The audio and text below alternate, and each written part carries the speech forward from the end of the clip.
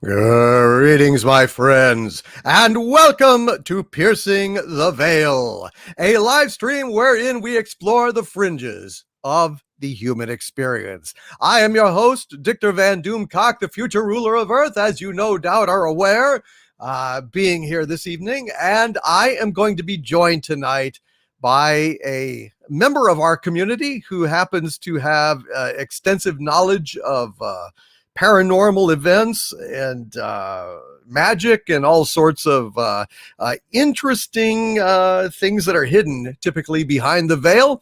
And I am very, very excited to have him here. And we're going to be talking tonight about consciousness and perception, particularly consciousness and perception of paranormal events, UFO sightings, and so on and so forth.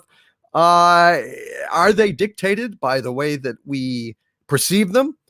Are they psychoactive? Are they actually transforming as we go? I don't know, but I want to go ahead and I've got some ideas on it. And I know that my guest tonight also has some ideas about it. Ladies and gentlemen, please welcome to the show, Coraon, Witch in Residence. Hello, Coraon. How are you? I'm doing well. Thank you very much for bringing me on and inviting everybody to my side of the veil. I appreciate it. Well, what? So you live on the other side of the veil perpetually? Is that? Yeah, I pretty much work on your side of the veil, but live on the other side. So I see. Well, what's it's it like like a over commute. there? There's a lot of. It's a long commute. It takes a while to get there.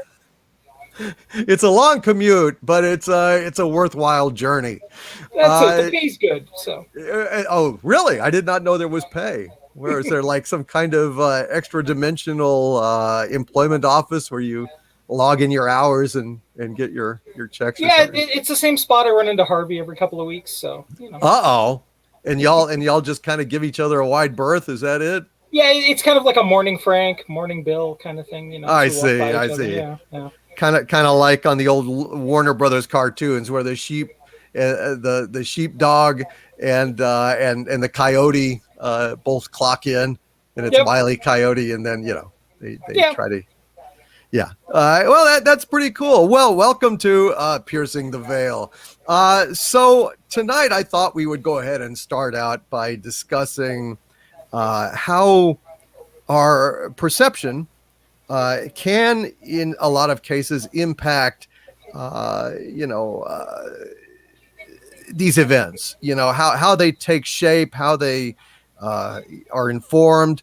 And I have personal experience in this. I'm going to start out kind of sharing with you all my personal experience in these matters. So I had always wanted to see a UFO. I'd never seen a UFO. I'd kept my eyes peeled on the heavens for pretty much my whole life as a kid, and I could not ever find one. I just never did. I mean, I discovered way back when that UFOs existed. I got some paperbacks from a used bookstore way back when I was a kid, and I saw the pictures, and I was absolutely blown away by these images, which were incredible. The McMinnville UFO pictures, those black and white ones of the thing in the haze in the distance taken from that farmhouse, that the negatives had been examined and completely vindicated in terms of they are actual photographs. They are not special effects or trickery. Of course, this was in the 40s or early 50s. They appeared in Life magazine, for God's sakes. They were quite a sensation at the time, and there were like 3 of them, I believe. It shows these pictures of UFO, classic UFO with the kind of raised dome on the top and then the pointed kind of antenna sticking up. And ever since then, I'd wanted to see one, but never had.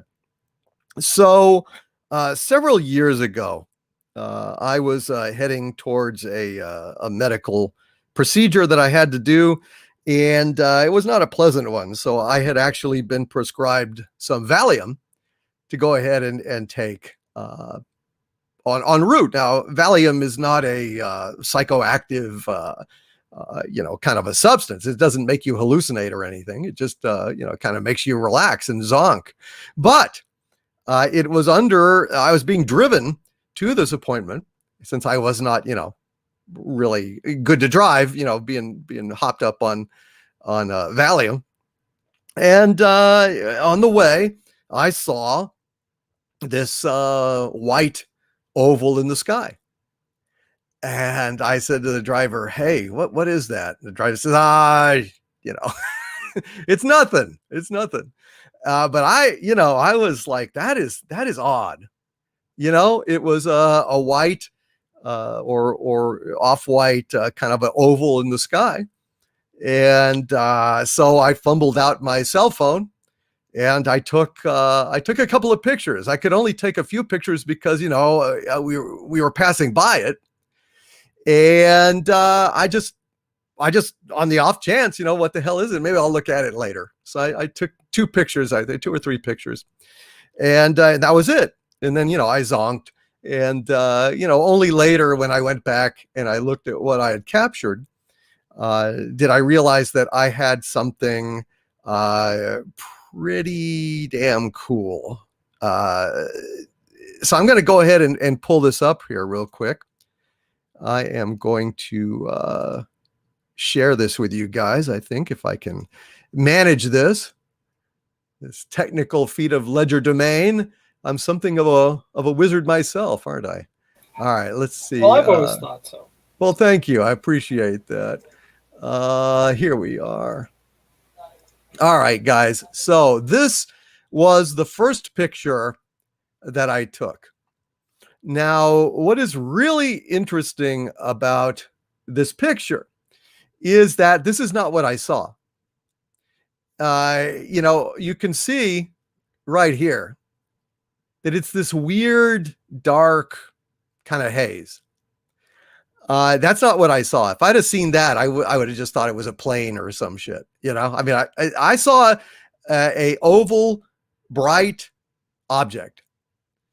And yet that is not what showed up on this first picture, which I find absolutely fascinating.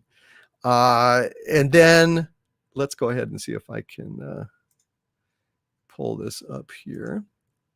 So that's getting ahead. So that, as we passed, and this is already blown up a little bit. I blew it up already, but it was much smaller in the picture. But so that's what I saw from the distance. That's what I saw from this perspective. I blew it up quite a bit on this, and then I blew it up more. And you can see that indeed there's something very peculiar there. Now, that's what it looked like to me in the distance. That's what drew my attention to it. But you can see that that's just a blur there. And what I want to throw open here for this initial part of the discussion is, are these things cloaked in some way? Are they cloaked not merely in physical terms, but in psychic terms, in terms of blocking conscious perception of them? And was it the fact that I had a lot of Valium in my system that allowed me to kind of strip away this veil, so to speak, and see them? Now, here it looks like it's in some way obscured. It looks like it has some kind of, like, maybe it has some kind of directional field or something where you have to be lined up with it because it has an objective reality. I mean, it's not like I hallucinated this thing, because I certainly didn't, because it shows up on actual pictures. That was there. That's what it looked like to me. That at least I got when I was right beside it. I managed to get that picture. Okay, although it was much smaller in my view, it was like way smaller. I cut out a part of the picture because I didn't want to show the registration sticker and everything else. But it was much smaller. So I didn't know what it was. I thought, well, it could have been anything, really. It could have been a plane or a balloon or some shit. But no, you can clearly see it's very unusual. And I Yeah. just wonder if it has a. What do you think about this? And what is your experience of this? Well, I mean, it's definitely not like a flying paper bag, like flying plastic bag or something like that. There's definitely Well, no. something there, right? Um, uh, I have a couple of questions. One, because I've never been in that particular part of Texas, I'm just curious if you had any sort of guess as to what you figure the size would be based on the surrounding area around it. No, I have Okay. none. I mean, I have no. Although I saw it from a good distance away. Okay. So So I mean, I chances would. are it's fairly large then, right? I mean, we're not Well, talking. I would at least imagine it was as big as a car. Yeah, I okay, mean, there we at go. least as big as a car. I mean, look, it's like over the rooftop of this building in the distance, and I mean that's a window, Yeah, okay. and So that I think it's farther back. yeah, so we're talking something fairly large size. This isn't like some kid messing around with like a remote control airplane or something. This is something serious. So my first thought when you've definitely mentioned the concept that they're maybe messing with the perception. Every time we've heard abduction cases, we always hear about how the aliens are never talking. They're always like projecting thoughts into people's mind or projecting words into people's minds. So, would it be really that far fetched to say if we are dealing with a species capable of doing that, they could project not just words or thoughts, but images as well? And maybe that's how they're kind of masking their presence by basically forcing the people that could potentially see them to simply not notice them. And because of your altered state of consciousness, they couldn't get through to you. And that's Maybe, why you were able to get the picture. maybe. I mean, it is interesting, and it's very interesting to me. Well, almost even more interesting than the image itself is this. Now, this was just a clear day. I mean, there's Mm-hmm. not a damn cloud in the sky. Yeah. And for it to look like a dark smudge as opposed to a bright luminous thing, and that's not what it looked like. That's what I'm telling you. It looked exactly like I'm not going to take a picture of that. No, that would be No, and it's pointless. not blurred. You can tell that it's everything else is in, so it's not like I moved and blurred the image. Uh, Yeah, I in mean, which case it would be like a light blur and not a. So that thing is like cloaked, or there's some kind of a field around it that mhm, obscures it from certain angles. I don't know. yeah. What do you? Uh, It's a very odd series of pictures.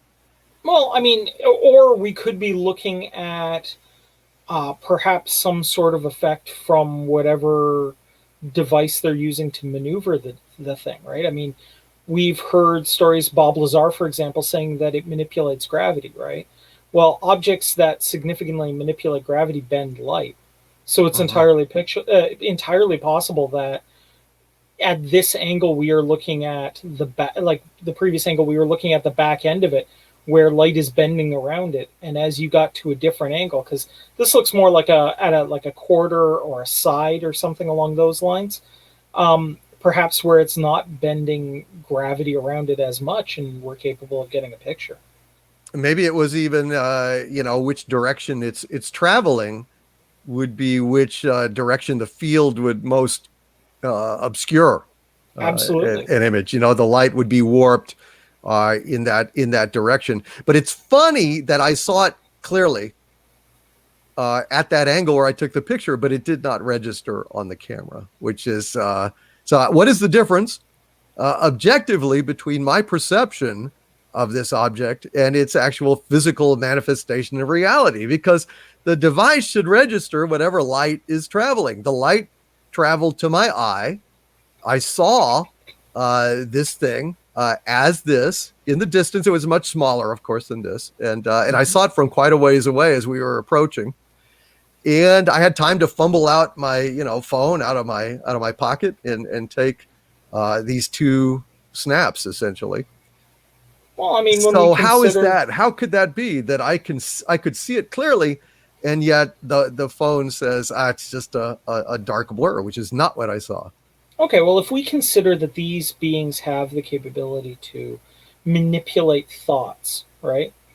Let's say, for example, the chemicals you were on made you so relaxed that it gave you some resistance to its effects. It's also entirely possible that not only did it give you resistance, but because of the fact that you do a little bit of exercising in your mental dojo, you had the capability to realize that something was intruding on your thoughts. So you weren't seeing it necessarily as much as you were perceiving it because something else was trying to mask you. Kind of a, you knew the elephant was in the jungle with you because it was moving the leaves and the birds were taken off, but you couldn't actually see it yet. Right.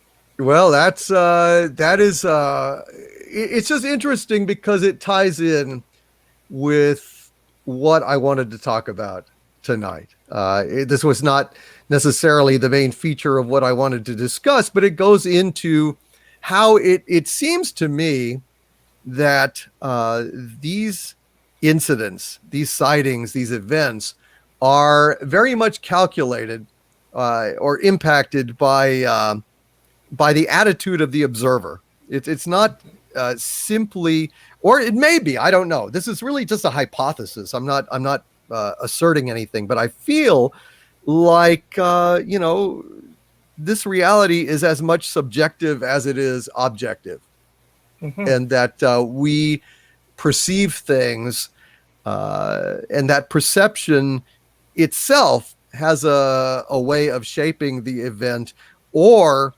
uh, the event is intruding on our perceptions and molding them a certain way.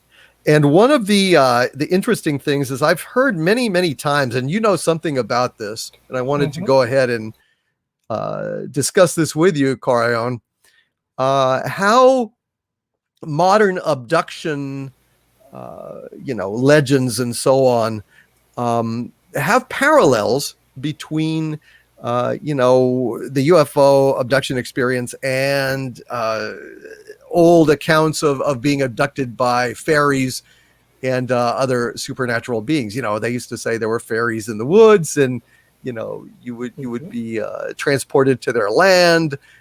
There's lots of interesting accounts of that. Do you know anything about that, and what do you think about that? Well, actually, I've done a fair bit of research on this. I was initially interested in this because a friend of mine who happens to be in the occult community had mentioned that they were getting significantly contacted and abducted in kind of a routine manner. And he was looking for any solution to try to make them go away. And when he started relating his tale, um, I'm, of course, part of my craft is going through those old legends and becoming quite knowledgeable about them. Mm-hmm. And a lot of those legends sounded eerily similar to the abduction stories he was saying. So I went through my books and did a lot of digging. And yeah, I was starting to find a lot of parallels. Let's take a look at some of the common abduction tropes and and the common fairy abduction tropes. You're out on your own in a place outside of significant human control. Okay, usually it's a night, and you're out in the woods, or you're driving along a road where there isn't a lot of people, that sort of thing. Next, we have the world seems off somehow. There's a feeling of otherworldliness, right? The ancients would have called this, like a magical event was occurring, or something feeling really off, and the inability to seem to escape it is another piece of the puzzle. Mm-hmm. Then we have this confrontation where we see something, uh, whether it be a little gray dude or a fairy or whatever you want to call it, we see a creature that we can't quite explain. Then there's a feeling of being lifted, a feeling of unconsciousness, and then missing time or distortions of time. A lot of people who claim to have been taken away by the fairies say time flows differently when they're there, which Hmm. sounds a lot like missing time to me, right? Yes, it does. Um, Once they are returned, they don't feel the same as when they left. Um, their neighbors don't necessarily see any change, and others in their household, though, get, strange feelings like something maybe similar has happened there. It sounds very familiar. Now, the neat thing is, my research focused intently on, well, okay, what did these ancient peoples do to make sure the fairies didn't come into their home? What were the wards that they used? What superstitions did they build up to keep these beings away? And there's numerous ones. Everything is common from using cold iron, which is iron that hasn't been heated into a forge to be shaped to the correct form, to using things like mistletoe, to various incantations, to very specific herbs. Now, the interesting thing that we did with this one abductee is we tried them all. We basically took a shotgun approach. We went through all the old books that the druids were using. Well, the book druids weren't using books, but the oral traditions that passed down that got written down. Right, right. We pulled all of that together. We set up this person's house as basically this anti fairy fortress, for lack of a better term. And you know what? The abduction stopped dead. Seriously. Seriously, he never had another one. Now, the interesting part was there was an experience 2 years later where he was outside and started feeling that that dangerous feeling, that anxiety that predated it, and he booked it right back into his house as quickly as he possibly could, and it stopped. So that is weird. That is Mm-hmm. weird. Now, there have been I 3 other cases we have tried this with so far, and okay. all 3 have succeeded and reported the exact same response. Wow. Mm-hmm. That is interesting. So, a lot of people in the chat are saying, "Oh, fairies aren't real," and a cult. Well, I'm out, and stuff like that, folks. A cult. You know what a cult means? A cult means hidden. It's that simple. Now, a lot of people apply that term to mean something sinister, something to do with, devils or demons or whatever. It doesn't necessarily mean any of that at all. What it means is hidden. Yeah, I And mean, that's the kind of thing that we are interested in on this show. It's called Piercing the Veil. If you don't like that kind of stuff, you probably don't belong here. That's perfectly fine. But yeah, I mean, and I'm not going ahead and slamming anybody, but I'm just saying, you should know whereof you speak before you speak. And a cult simply means hidden. Now, as far as fairies being real or unreal or something, the whole thesis of this, I'm sorry, I have to spell this out, is that no, I don't believe that fairies are out in the woods. However, there has been some kind of phenomenon or other events in human experience that are fringe events, because not everyone has them, but they have existed throughout time, and they weirdly resemble in a lot of ways, UFO abduction cases. So, what I'm trying to do is get at the root of this and ask, is this an aspect of human experience that used to be called fairies, now is being called aliens, being kind of morphing and updated with the gestalt of the time? But what the hell actually is it? Because it might not be fairies or aliens. It might be some kind of strange mental state. It might mhm. be, who knows? Devils or some shit. Who the hell knows? But I'm just saying, don't just have knee-jerk reactions, because it doesn't make you look good. That's what Well, I'm saying. and Listen the to other what is actually being discussed before you chime in by saying, oh, well, fairies aren't real. No shit, Sherlock. But what yeah. we're trying to do is talk about an experience. That's what we're trying to do. Oh, I'm not 100% advocating for the existence of tiny mystical beings with wings that when you clap and Peter Pan can fly again or whatever. Right. I mean, of I course mean, not. what I'm saying is clearly there's some sort of phenomenon, and the interesting part is it's not just Europe that's experiencing this. I have talked to Yoruban shaman from Africa. They have very very similar stories, only they call them the abusers, or at least that's what the translated name is. Hmm.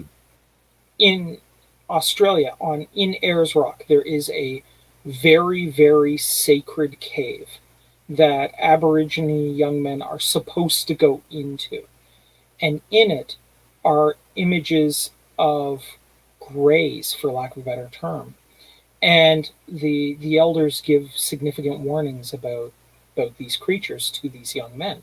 Basically, if you see these, you do what the rest of us do, you run, right? Uh-huh. So this isn't like a phenomenon of one culture or anything like that. This is simply just a every culture seems to have some version of it, and they're seeing it through the lens of that culture. And that's an interesting idea that perhaps whatever this phenomena is playing with those cultures, is playing with the ideas from those cultures to Mm-hmm. mask whatever its agenda is. That's interesting. So it does seem like, for example, we what I'm talking about is how strange this phenomenon is. I've observed, for example, the first picture of any of these crafts, so-called UFO, was taken at the top of a mountain in like 1894 or something, on a stereographic image of this thing. Like it's a very tall mountain. It was a weather observatory, I believe, at the time or something, and this picture was found and sold at auction, of a cylindrical kind of a craft in the sky. It was shaped like a dirigible, but it clearly wasn't a dirigible. It actually had some cylindrical edges on it, and it's funny that back then UFOs kind of looked like like a balloon of some kind. A cylindrical structure in the sky. Clearly was not, but yet that's how people viewed flying machines at the time. There were no flying machines, so you could inflate a balloon and stuff like that, but that's about it. And that was the earliest stuff. They talked about the Aurora, Texas sighting, where a cylindrical craft crashed into a windmill, allegedly. Yeah, Uh, wasn't it the town judge's windmill or something like that, or his farm or yeah, it was something? the town judges and people came and witnessed it and everything else, and they buried the inhabitant. It was a little man, they said. Mhm. And then, of course, in the 40s, like I talked about, the McMinnville classic saucer sightings. They were discs with kind of a pointed antenna, for want of a better word, on top of them. Very 40s, very Buck Rogers, very gee whiz kind of. Yeah, kind of tin pie platey kind of thing. Yeah, Yeah. yeah.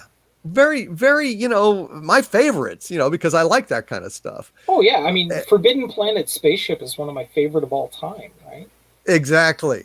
And then you've got in the 50s, more discs. In the 90s it actually shifted over to triangles and stuff like that. Hmm. And then in modern times, with our post 2001 kind of aesthetic, now instead of levers and buttons, we've got iPhones and touchscreens, and everything is slick and white and everything, and thus we have slick white Tic Tacs Hmm. that are the craft in the air that are defying physics and tormenting the pilots on the Nimitz. Uh, so are these beings evolving their craft according to human aesthetics, or are we, as witnesses, and not only just our perception, but also the way that they appear on camera, are we impacting the way that they manifest, the way that they are seen, with our biases and attitudes at the time? Well, I mean, there's a couple of ways to look at this. We could be looking at multiple species visiting us, in which case, their craft are shaped differently and they happen to be getting to us at different Well, of times in course, our but why time. would they be congruent with our, Well, of visions of course. our aesthetics at the time? You Of see, I course. mean, you could say that, of course. I mean, and that's a common thing where they say, "Oh, well, these are different craft with different civilizations." Yeah. But shit, I've even seen some square Borg ships. I've seen that kind of stuff on Secure Team, his Yeah. channel. Pictures of cloaked cubes in the sky, which are very reminiscent of the Borg. After the Borg aired, I mean, Yeah, uh, and to be honest, that gives me the screaming willies, but it gives you the screaming willies. oh, honestly, look, when I love the kind of horror that makes you think, and the concept of the Borg is just absolutely terrifying to me.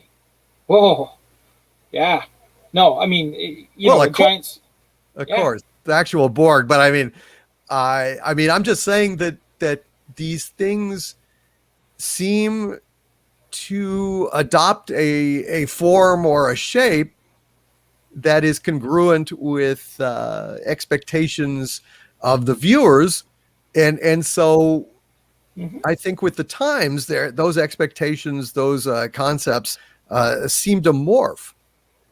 hmm And I mean, the other, I mean, somebody brought it up in the chat here just recently too, that I think is a good point as well.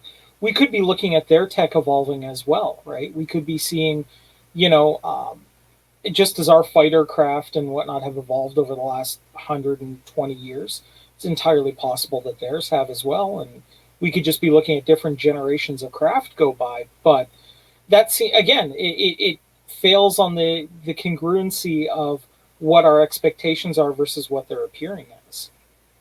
Mm-hmm. It's very So, weird. It's a absolutely. very strange phenomena.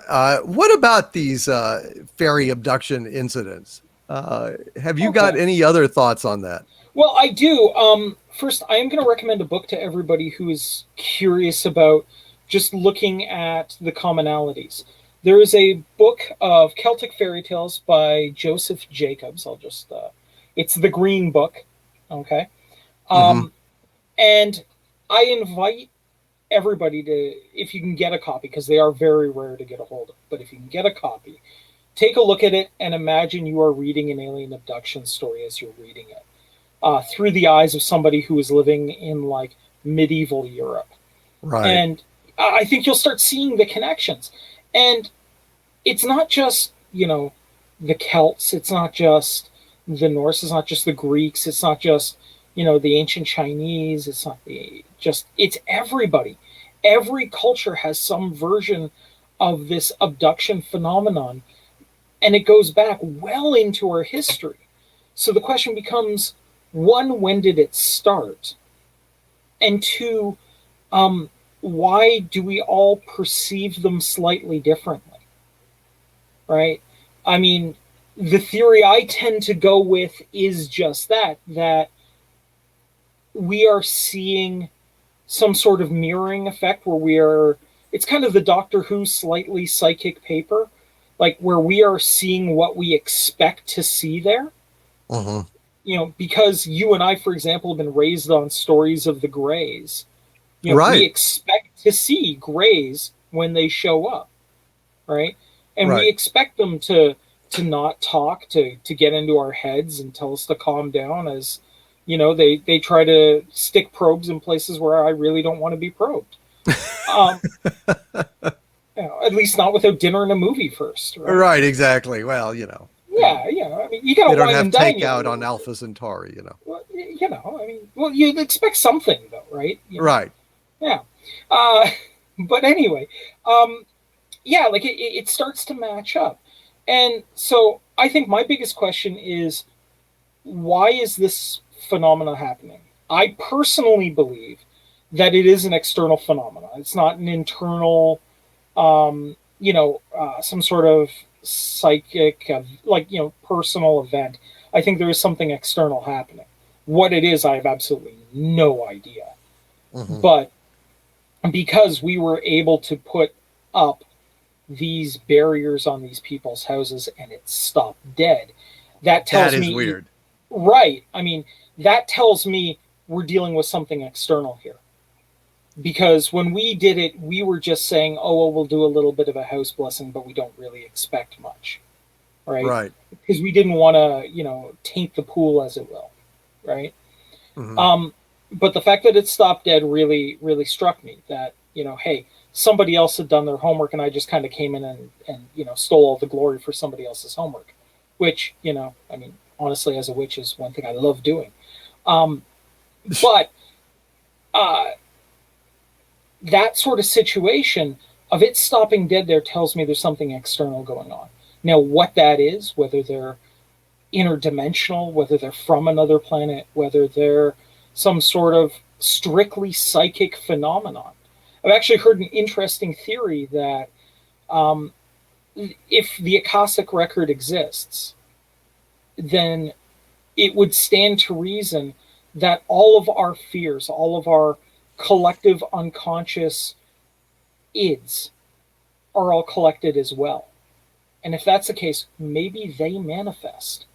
Maybe the abduction phenomenon is because we all have this internal fear of it and it's psychically manifesting because of our collective will for it to do so. Well, I also have an alternative interpretation. Excellent. As in, like I think these things that I second guess them and I try to come up with different approaches. Last week, I was having the premiere episode of this Piercing the Veil live stream with Cameron Pashaw, and he spoke of the imaginal realm Mm-hmm. where, jinn and those kinds of beings live, where they have a different order of reality that is Yes. somewhat less than ours in terms of being concrete, more malleable, more flexible. We didn't Mm-hmm. talk a lot about it, but jinn and angels and those kinds of things, kind of are in that realm. Uh, Mm-hmm. and what if?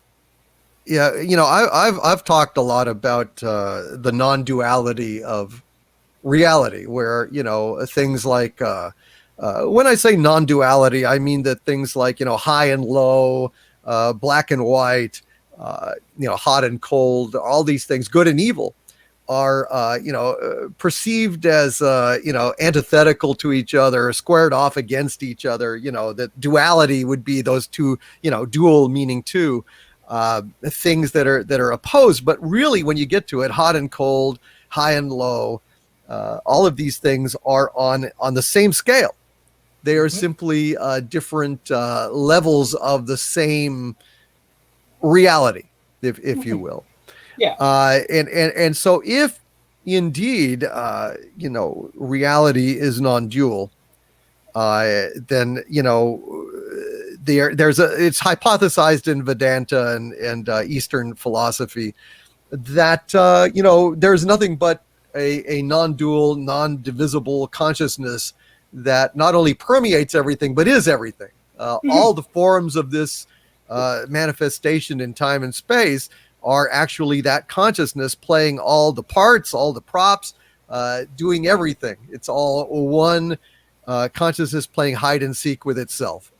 For what purpose, one can only guess, but I assume it's fun. It's like going to a movie or playing a virtual reality game or something. But at core, we are all just masks for that consciousness. Mm-hmm. Points of view in the universe from which that consciousness is able to admire and explore its own brilliance, its own genius at manifesting this. It's a great ride. Yeah.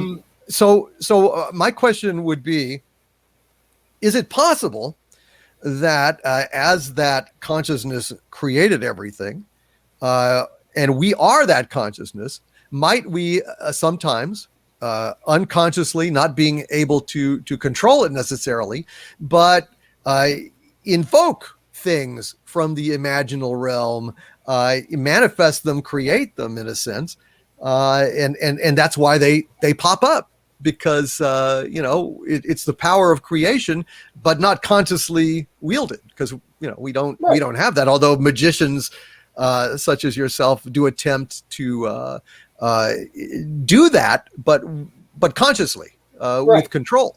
right. But I think we all have that possibility if non-duality is real, and we just might not know it. So Well, that guy that where you place those objects and it worked. If, and I'm not saying that this is true or not, I'm just throwing out hypotheses, because ultimately there's no way to prove this stuff. But if he was manifesting these intrusions from the imaginal realm and experiencing abduction and stuff, and he was convinced that mistletoe and on a cold iron would work, if that diffused it in his brain and cut the connection. or even that because we were convinced it would work, Right. Yeah. and our collective will was greater than his will, it overrode it. Right. Yeah. Right. So her, to give you a little bit of context so that you've got something fun to think about, hermetic concepts work very similar to that non-dual concept you've got going there. Mm-hmm. They actually believe that the universe is aware and sentient to a degree, but it broke itself down into different consciousnesses in order to answer the questions that a lone being would have to answer for itself in order to understand it. So it's basically, imagine, if you will, a person manifesting split personalities to be able to ask itself the important questions of life, the universe, and everything, is how they view it. So, that being said, what you're saying makes a lot of sense. Along with the idea of, yeah, you're effectively correct. What we do, what what magic to some degree is, with a little bit of window dressing, is the idea of trying to control those facets of creation through conscious effort as opposed to subconscious, random thought. So yes, it's entirely possible. I would also go so far as to say that if a without giving away too much that we may talk about a little later, um, if such a realm exists beyond human understanding and imagination, a realm of imagination, I prefer to refer to it simply as the never never, um, exists, and we are being pulled in there, then it makes entirely logical idea that if we're being abducted, what may be happening is we're being pulled into that realm and experiencing the thought forms that other people have created over the years and discarded into that area. Or, it could entirely be mystical beings from the time when universe was created that are simply not needed right now, so they're in a cosmic holding tank, and they don't have much else to do but occasionally poke their hands out, grab somebody and play with them, and then toss them back onto the world for a while. That's entirely a possibility too. I've actually been thinking that, I know that there are places where it seems like reality seems to be rather weak, where, we've heard stories all the time of ancient sites that were supposedly very magically active. And, I think about that, and then I think about something like the Dulce, New Mexico supposedly hidden alien base, right? Right. Yeah. Where we could be looking at potentially a portal, or an easy place for things to transfer through there, and that's why people are going through, and that's why we're seeing things like cattle mutilations and just downright weird phenomena there. Hey, Skinwalker Ranch could be another one of those. I think if that is the case, if what you say is true, then Skinwalker Ranch is definitely one of those spots, because I've talked to, well, on the old Exozone, I interviewed one of the journalists who actually broke the Skinwalker ranch story and spoke personally with the tribal policeman who encountered the dogs standing wearing trench coats and smoking, leaning against a fence. Now, that is some weird shit. Yeah. Well, I will say this: if you decide to come up from Xanadu into the Toronto area, there is a place outside of Toronto I need to take you because I think I've found one of these places where, I mean, we refer to it here as the slippery place, where it almost feels like you could slide into the Never Never if you lost your focus enough. I will not reveal the exact location on this stream. No, Good. I do not want a whole bunch of people messing with somewhere like that. But if you come up, I will take you there. I see. Very, very interesting. I just think about these things a lot. Mm-hmm. My emphasis has been for damn near, I don't know how long, decades, studying Eastern philosophy, Taoism, Yeah. Vedanta, Buddhism, and trying to come up with a coherent theory of everything. Oh yeah. And I think I have, but it's interesting when you go to the fringes of human perception, human experience. Uh, that's where you can find answers Mm-hmm. in the anomalies, in the strange, incongruent aspects of life. For example, it's similar in movies. Did you ever see Tree of Life? Yes, I have. It's a fairly Uh, decent movie. that was a movie where for the first like 20 minutes, you've got like this lamp that's like doing this whispering thing, and I was kind of rolling my eyes. Yeah, I mean, To the person I went to go see it with, I started whispering, smart ass things and stuff. But uh, boy, there was one moment in that. There was the Rosetta Stone of the whole movie. One moment. It was the scene with the two dinosaurs. There's one dying by the creek, and he's just lying there helpless. And this other dinosaur, like a velociraptor or something, comes charging out of the forest and sees the dinosaur lying there, and he goes up to it and he puts his deadly foot on it with the claws and everything, and then pats it a few times and runs off.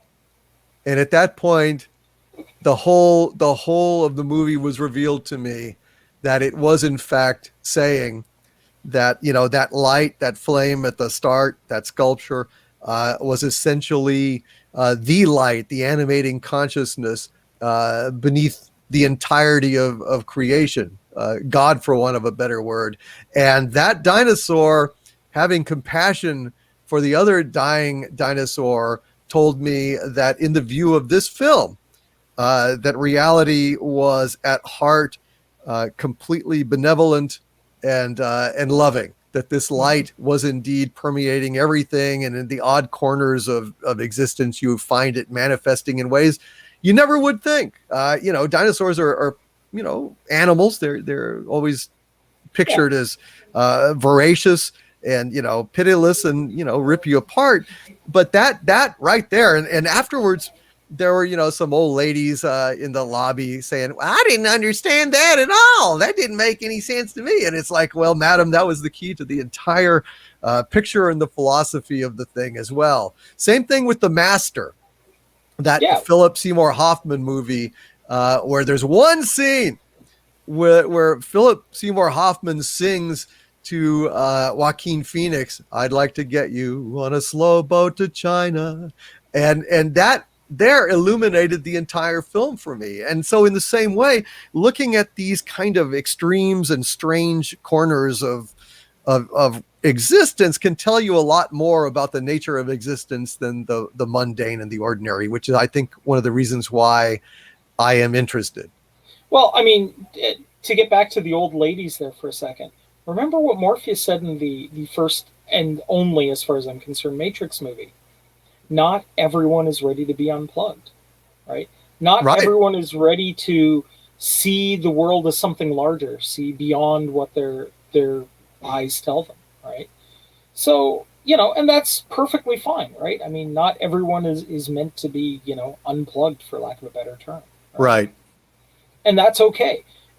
But exploring these fringes, exploring those edges of reality that are not necessarily fully paved, and the parking lots and the lights and everything have been put up, that's where you find the most interesting little secrets and pieces of knowledge that are fascinating to discover, right? Yeah. There are all kinds of nifty little things where somebody sees one little piece, one little thing beyond their understanding, and can try to put it into a context and explain it. And that's the hardest part of all of this, is trying to figure out a context that makes sense to yourself, to be able to explain some of the weirdness that we've encountered over the years and try to explain it to someone else, right? Some of Right. this stuff has this deeply spiritual component that words do not adequately convey. Oh And yeah, that's the words hardest can part. never ever accurately describe reality. No words ever can, because No. words are inherently dualistic. Words Mm-hmm. are meant to divide reality into discrete chunks. Yeah. To separate out, to enable us to communicate, enable us to do some wonderful, marvelous things. I mean, don't get me wrong. As one who uses English mellifluously and fluidly, I value a higher vocabulary and being articulate, but I am aware that language just reinforces our concepts of separation, duality, division. In the beginning was the Word, and the Well, Word was exactly. good, and that's where God separated the heaven from the earth, and the waters from the air, and it was the Word. It was attention. Attention attenuates your perception of the world into, oh, this is a rock, as opposed to this is everything. You know what I'm saying?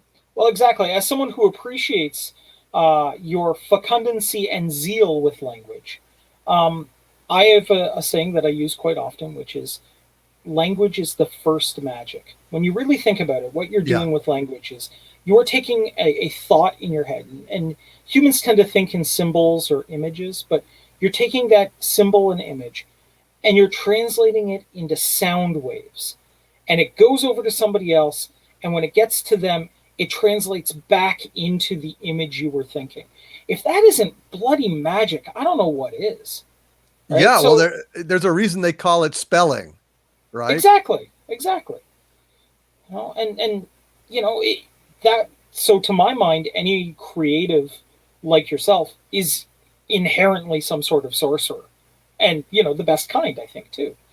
um, so when we start thinking about that, and we start thinking about too how our language defines our perceptions on reality,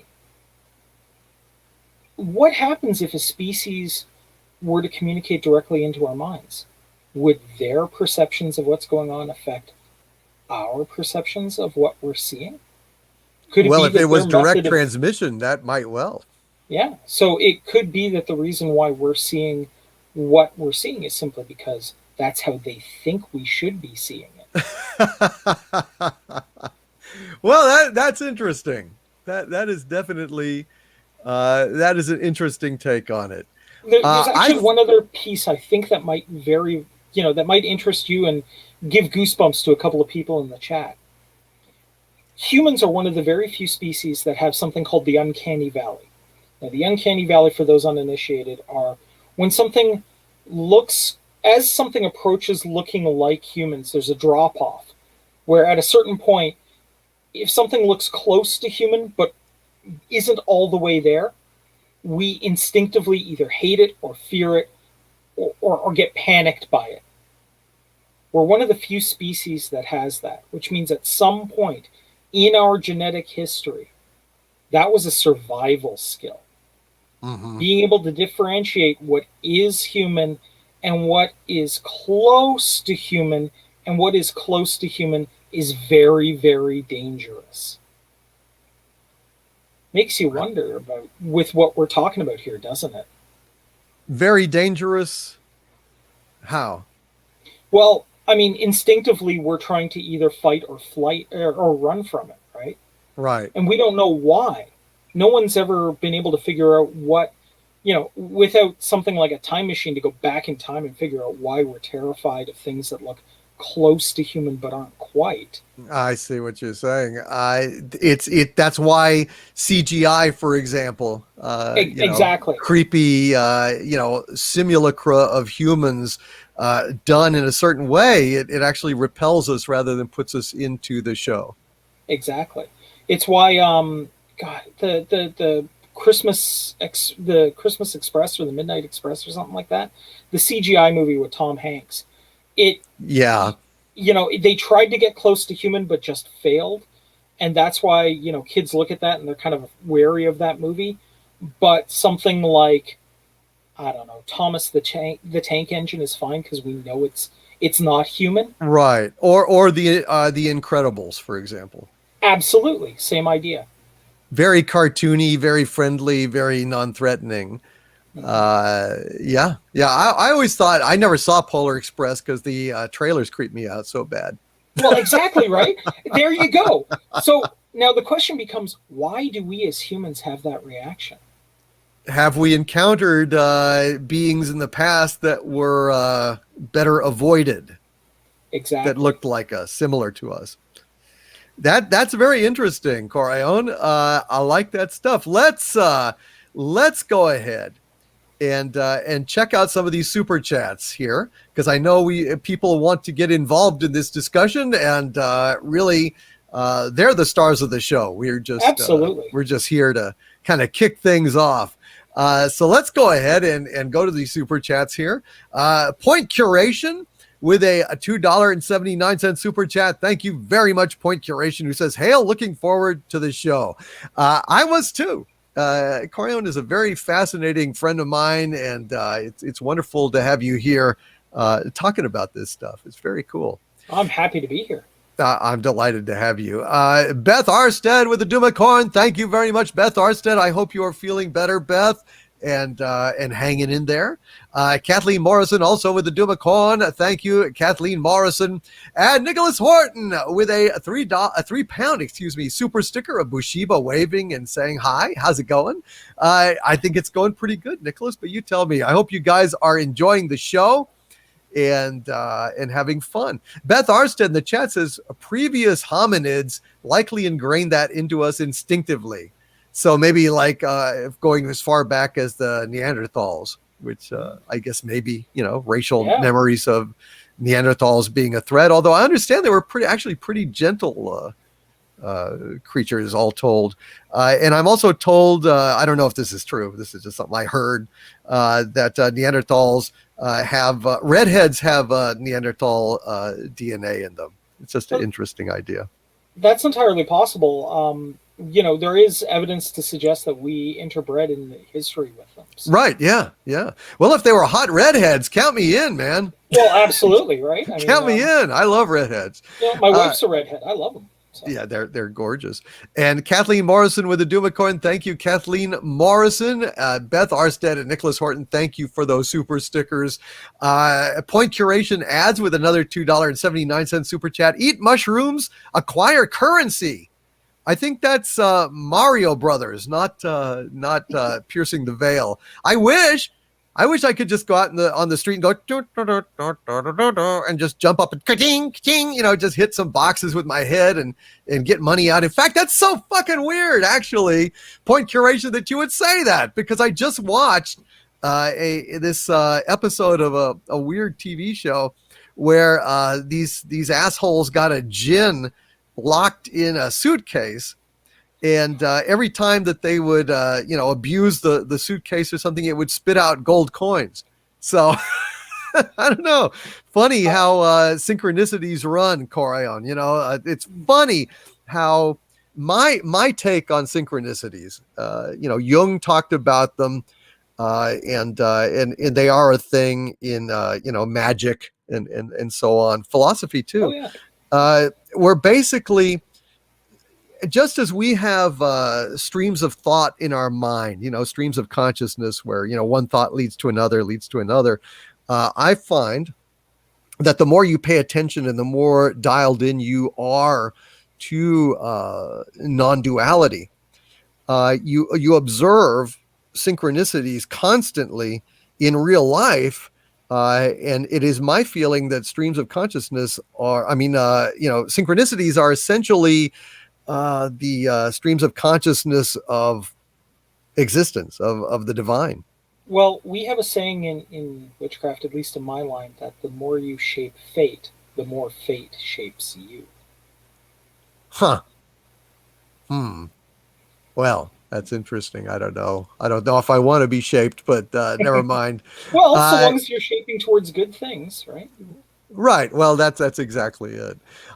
Jay Lord with a $5 Australian super chat. Thank you. Jay Lord says, "Are you going to start your own studio?" Well, I'd need oodles and scoodles and tons more money to do that. I certainly can't afford to start my own studio on my meager funds. However, at some point, if the opportunity came up, I would definitely jump on it, and I would make some incredibly good movies. The common denominator of all of them being they would have great scripts. You don't have a great script, you don't have a movie. I would never make a movie unless I had a terrific script. Period. End of story. Never make a movie just to have some special effects or just to rake in a few bucks. Got to start on the page or it isn't on the stage, Jay Lord. But maybe, perhaps, at some point in the future. Cardinal Sin with a $4.99 super chat, who also has a paranormal show on his channel, and it's a damn good one. Hail Cardinal Sin. He says, "Hail Overlord DVD. Hail Doomcock. Hail to the chat, the mods, and all of Xanadu. Hail Cardinal Sin." Lord Vito had a $5 super chat, but deleted the message for some reason. Thank you, Lord Vito. I appreciate that very, very much. Squire Waldo with a $5 super chat. Thank you, Squire Waldo. Says, "Happy Yom Kippur. I am observing with you and my fellow YouTubers. Hail and happy Yom Kippur, my friend. Hava Nagila." Perhaps I'll sing it later at the end of the show. Yeah, Just Hak celebrate. and Yes. all good things, my friend. Absolutely. L'chaim. To life, l'chaim. Thank you, Squire Waldo. And Beautiful Bliss with a $5 super chat. Thank you, Beautiful Bliss. Says, he has a question, Beautiful Bliss, for you. Says, "Coraon, in Christianity, all magic is evil, or at least it will come with a price, one that will be collected." Your Okay. take on that? All right. So when we talk about in British traditional witchcraft about magic, what we're really talking about is accessing that part of us that belongs to all of us. So if we were to say, I would equate what I do in magic to very similar to a Christian prayer. So if the cost of, if we are saying that the cost of a prayer is the mental effort we're putting forward towards that end to get God to notice the prayer and hopefully do something about it, then yeah, I would say that that is the case. I mean, in a lot of cases when I'm doing magic, the cost is the work I put in, the effort and the focus I put into trying to make the world a better place. When it comes to evil, I would say that magic has more to do with intent, and Right, that right. so long as somebody is going in with a positive intent to try to do a positive thing, um, I don't think there would be a divine being of any way, shape, or form that didn't at that point say, well, they're trying their best with what they know how to do. And any divine being that saw that, I think, would be pretty okay with that. Because when we look at all faiths, all of them boil down to try to be nice to others, even though sometimes people are going to be jerks to you. And I don't see what I'm doing as any different than trying to be nice to others by using my knowledge, using my focus, my will, my intent to try to do right by other people. Um, Most witches that I know do not cast curses or malevolent spells on anyone without very, very significant reasons. And what we've always believed, instead of having a list of sins and a list of permissible deeds, we believe in choice and consequence. So whatever we do, we believe there will be repercussions for it, for good or ill. So if something was bad enough that, say, for example, if someone was breaking into your home and you shot them, I mean, to shoot somebody is not a good thing. But to do it because you absolutely had to keep yourself alive, I mean, hey, that's a permissible thing. That's kind of how I look at it too. I wouldn't curse somebody out of malice. If I had no other option than to use my knowledge to defend myself, I absolutely would. But thankfully, I live in a society where I don't have to do that often. I live in a very tolerable, very friendly, decent world with a lot of friendly, decent people, and I try to be friendly and decent right back to them as much as I can, as often as I can. There you go. Yeah, intent matters. Although, again, if you are versed in Vedanta, which is essentially, Hinduism, it's a form of Hinduism. Krishna in the Bhagavad Gita says, of course, that there is the rule of karma, where your good deeds essentially manifest goodness towards you, your evil deeds manifest evil towards you. However, he also adds the proviso that if you see through the illusion of duality, then karma ceases to impact you at all. Because obviously, if you are non-dual, if everything is God, then there is no good or evil or anything else. It's all part of the show. And Right. and it doesn't impact you, your past lives, all that stuff doesn't stain you. Once you see behind the curtain to the Wizard of Oz, who is pulling all the levers. Right. And if everything is one thing, then why would you harm yourself? Well, exactly. That's the realization. When you move towards that realization, then everything becomes precious and dear and worthy of respect and kindness. Let's see, Kelvington with a $5 super chat. Thank you, Kelvington. He is my producer on Pop Culture Breakdown Live. And he says with this super chat, thank you for bringing us a new Piercing the Veil. These are great. Thank you very much, Kelvington. I'm glad that you enjoy that. And Basil, the Pump and Seagull, with $2 Canadian super chats. Thank you, Basil. Basil says, I've seen a ton of IFOs. Heck, I've launched a few. Well, you would be an IFO, you Pump and Seagull, you an identified flying object, not unidentified. Just ask him. He'll say, I'm Basil.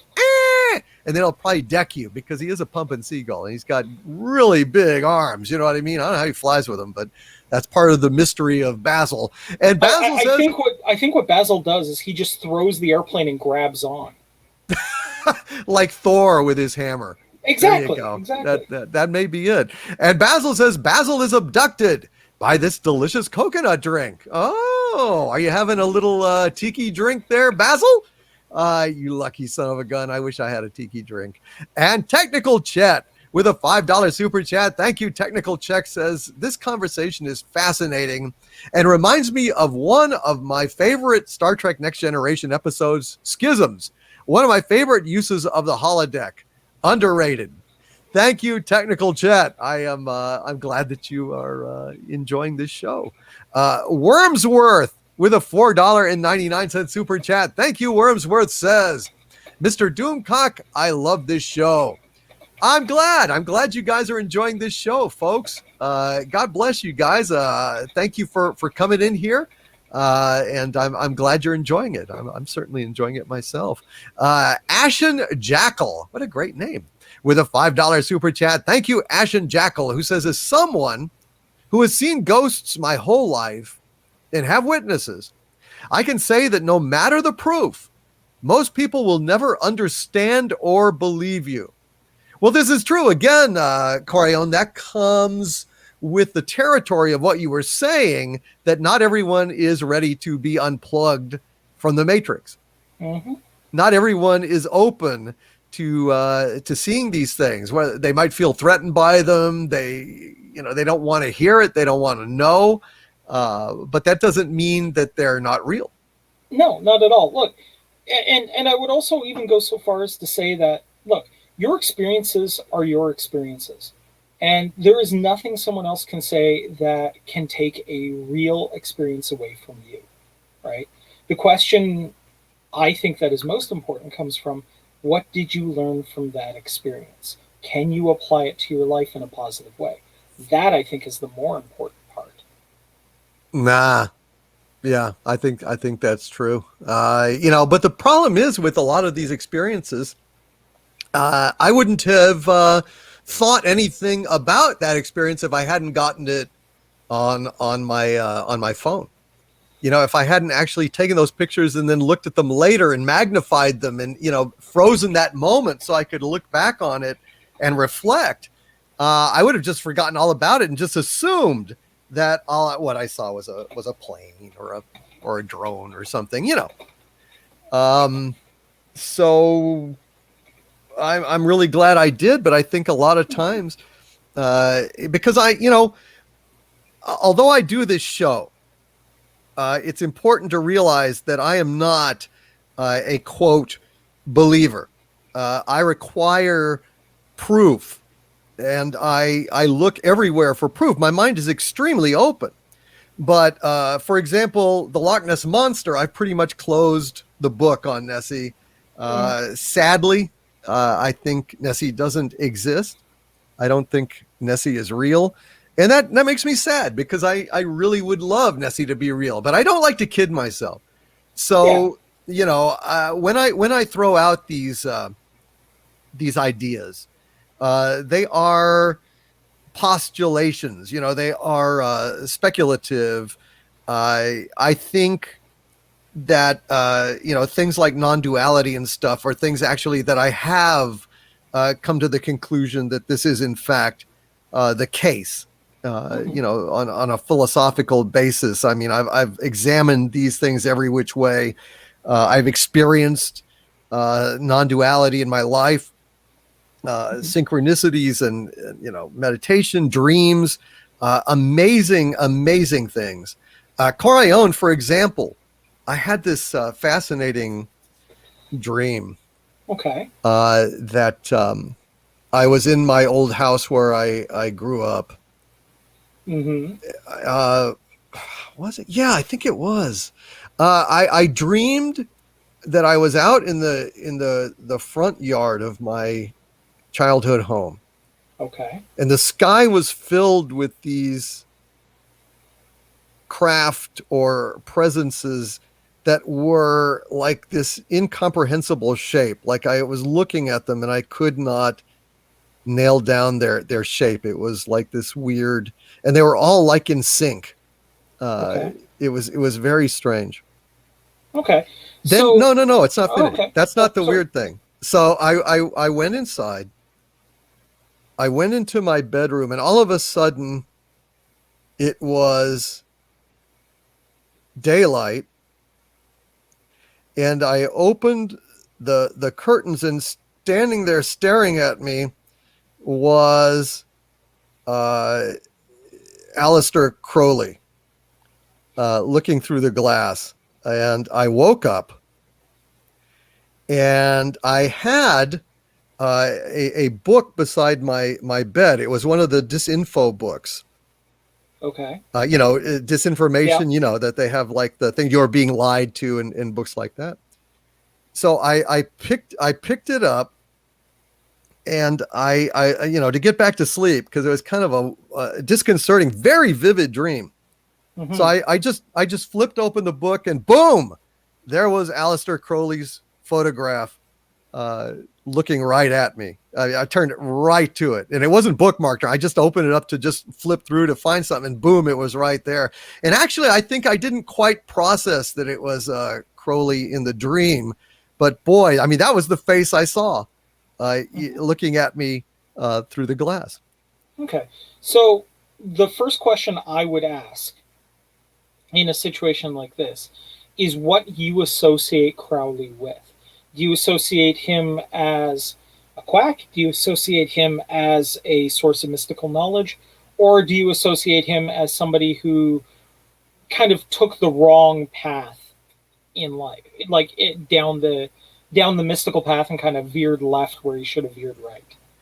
I viewed him as a fascinating man. I Okay. view him as an explorer. I view him because I've read his biography, and Okay. there's so much more to Crowley than is commonly known. I mean, he Absolutely. walked the breadth of China on his feet. He climbed one of the tallest mountains in the world on numerous expeditions, some of which some of the party members perished.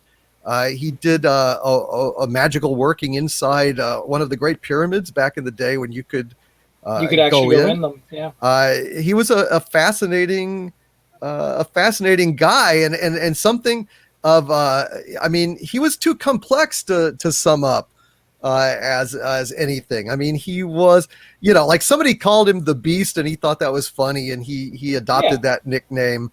He was something of a showman and something of a charlatan to the extent that he loved publicity and wanted notoriety.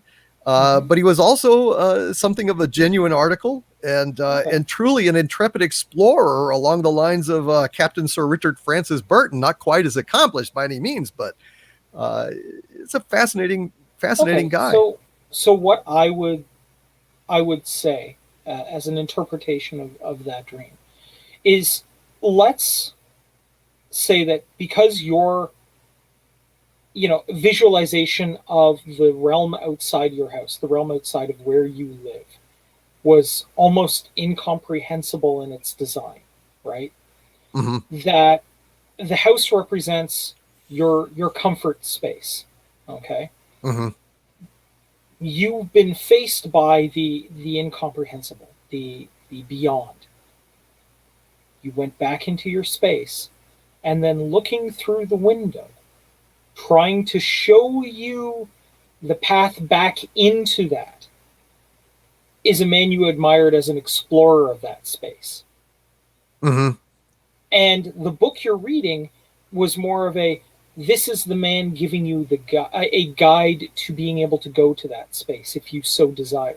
Mm-hmm. So if we were to think about it from like a heroic journey perspective, right?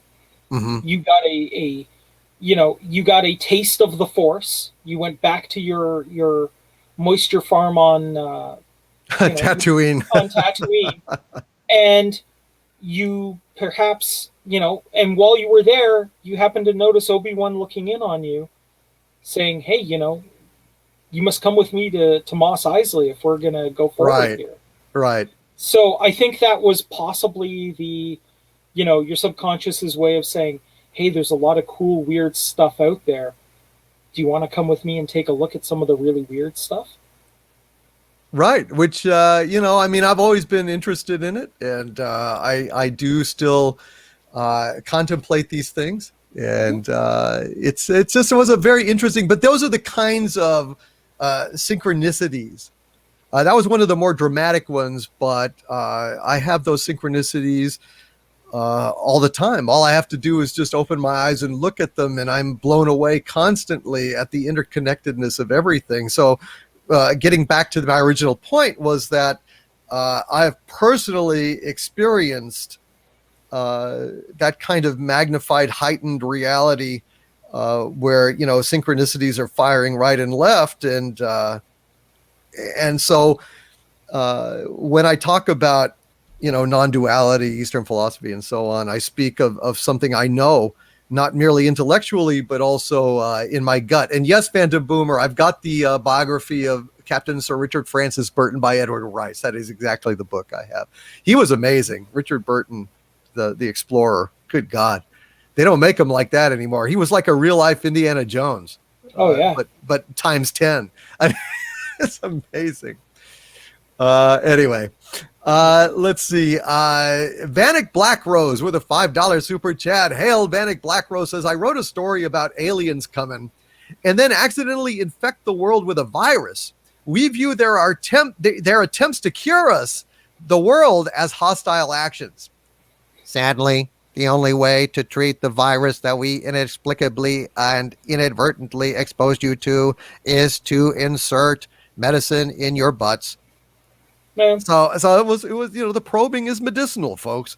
The probing is medicinal, according to well, Vanek Black Rose's all story. I'm going to say to that piece of work is, not that I want to get our Lord in any sort of trouble with the YouTube gods, but timely there. Very, very timely story you got going there. Yeah, that's pretty good, Vanek Black Rose. And Rogue Lyric says your feeling of the dream, assuming it was a feeling of dread.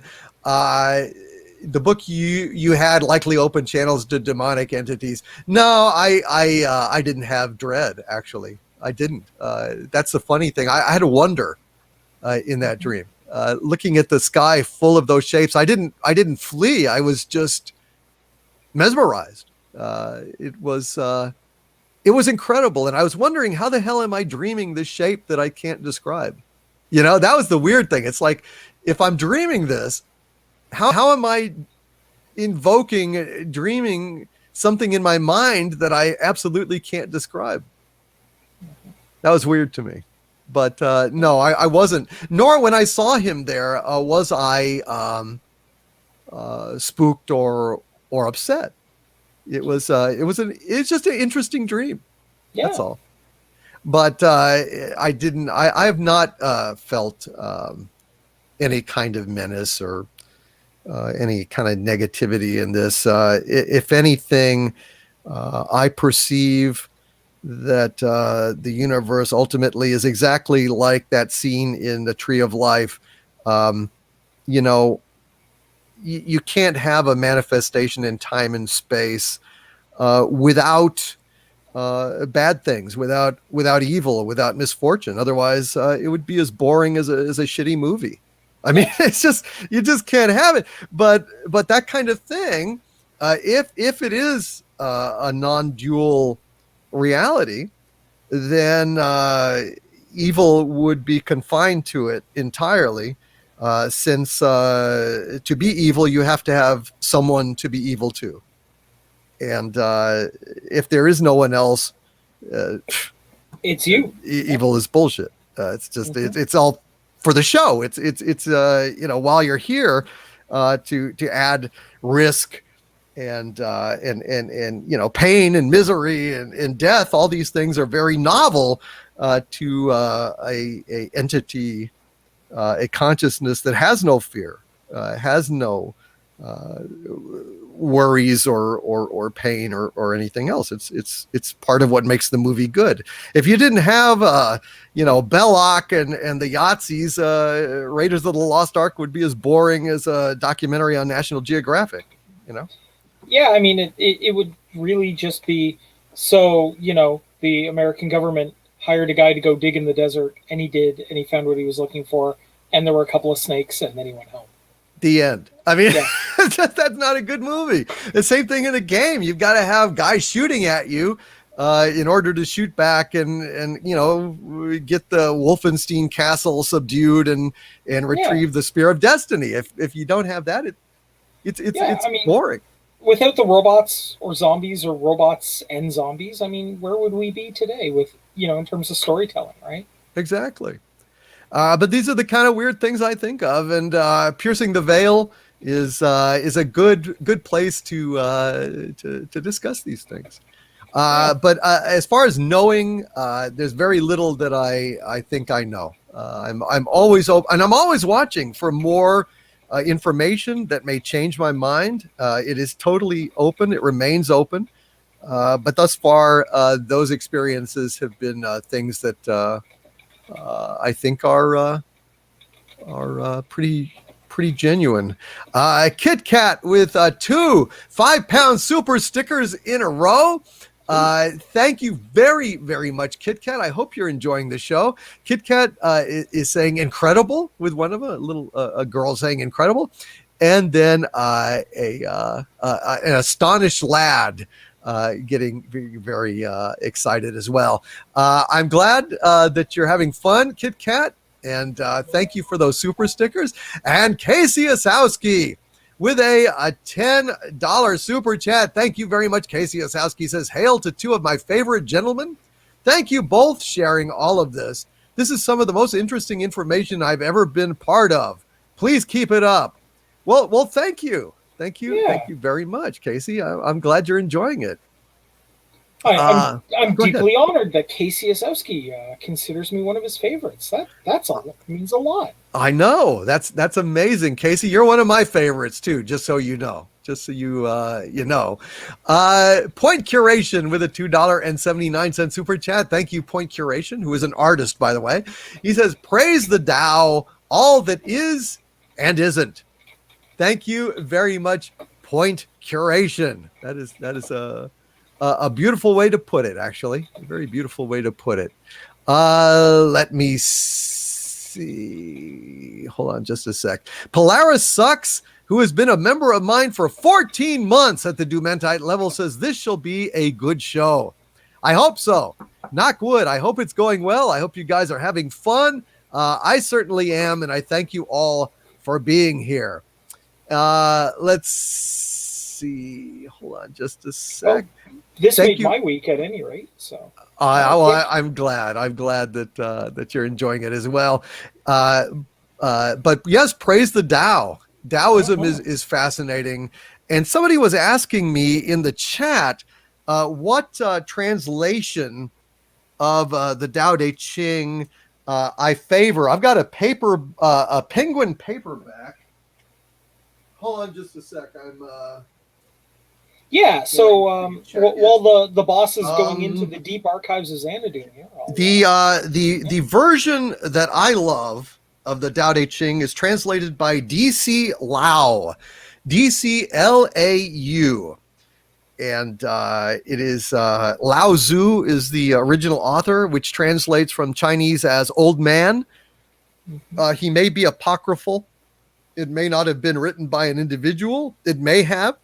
Nobody really knows, but it could have been assembled out of fragments as time went on.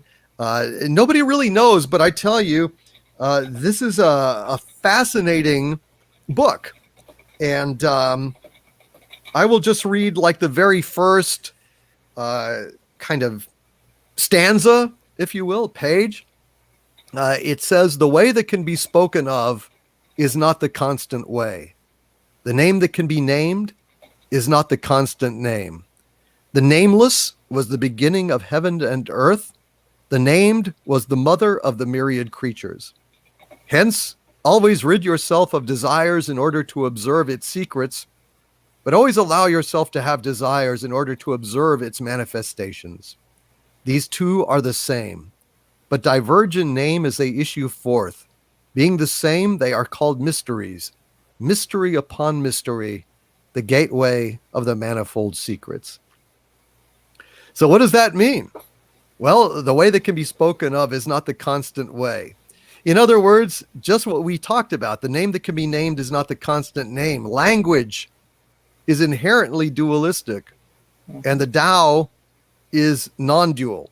So when we name something, we isolate it from everything else. We are focusing attention on it, and attention is like a scalpel that carves away little pieces of reality in our mind and gives us reinforces the illusion, at least in Vedanta and Taoism, a lot of these Eastern philosophies that, things are separate.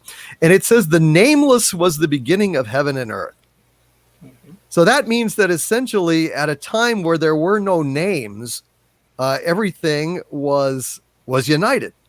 Yeah. The named was the mother of the myriad creatures. So once, again, the word of creation, when things were named, that was the rise of duality, the myriad creatures from the unity of the indivisible consciousness.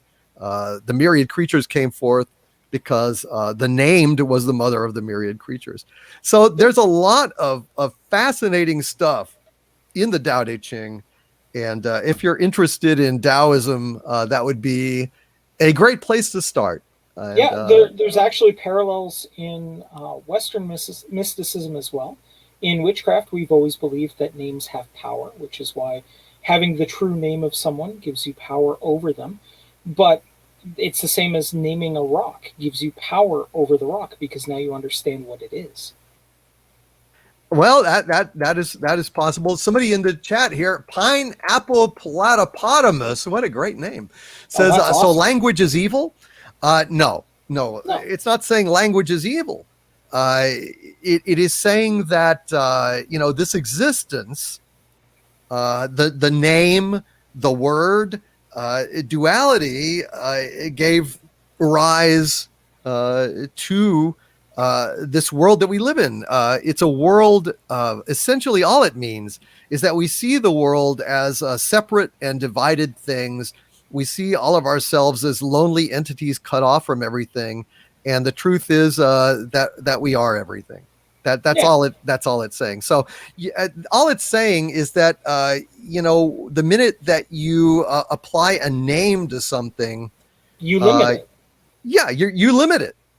Exactly. So the reason that people, for example, meditate or something is to try to clear their minds of language and just perceive the actual nature of things, which is breath in and out, which is the sound of bird song in the distance, the Mm-hmm. feel of sun on your skin. When you do not apply labels to these sensations, but simply perceive them on their own terms without language, without thought, without thinking about them, but merely experiencing them on their own terms, then you are closer to your natural state, which is one of non-division and peace. That is essentially the theory behind Zen. Letting things be, experiencing them on their own terms without applying labels or divisions to them. Would that be a fair kind of breakdown, I Coraon, think in your so. opinion? I think so, absolutely. I feel that, when we meditate, we shut ourselves down from the noise of the world and can listen to the song that is in the background of the universe, what the universe is trying to really tell us, which a lot of the times is, yeah, we're all one people. We're all generally good people. We just have different ways of showing our goodness to other people. Right. It's interesting. It's just I just think that life is an amazing experience, and I think there's far more to existence than we perceive in everyday terms. Well, I mean, Q said it best. It's wondrous, but it's not for the timid. It's not for the timid. Well, maybe it is. I mean, if you can settle down and still your thoughts and merge meekly into the oneness of existence, that's Uh, but perfectly as fine as anything but else. daring to do that, daring to allow your ego to let go, that's a pretty challenging Well, thing that's to do. very almost damn near impossible. Mhm. Damn near impossible. It's extremely difficult. That is what the Buddhists try to do. Yep. Like for instance, Buddha tells us that desire is the nature or cause of suffering. The cause of suffering is having desires, and so his students would go off. He would tell them, if you wish to achieve nirvana, then you want enlightenment, you go and get rid of desires. And then the students would go and try and rid themselves of desires. They go to the Buddha and say, well, we're trying to rid ourselves of desires, but we can't. And he says, well, the problem is you're desiring to lose your desires. Yep. Well,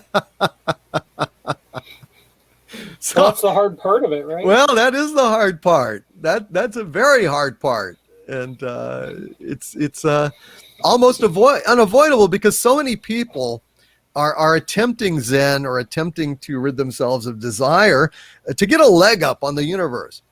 They don't want to feel fear anymore. They don't want to feel suffering.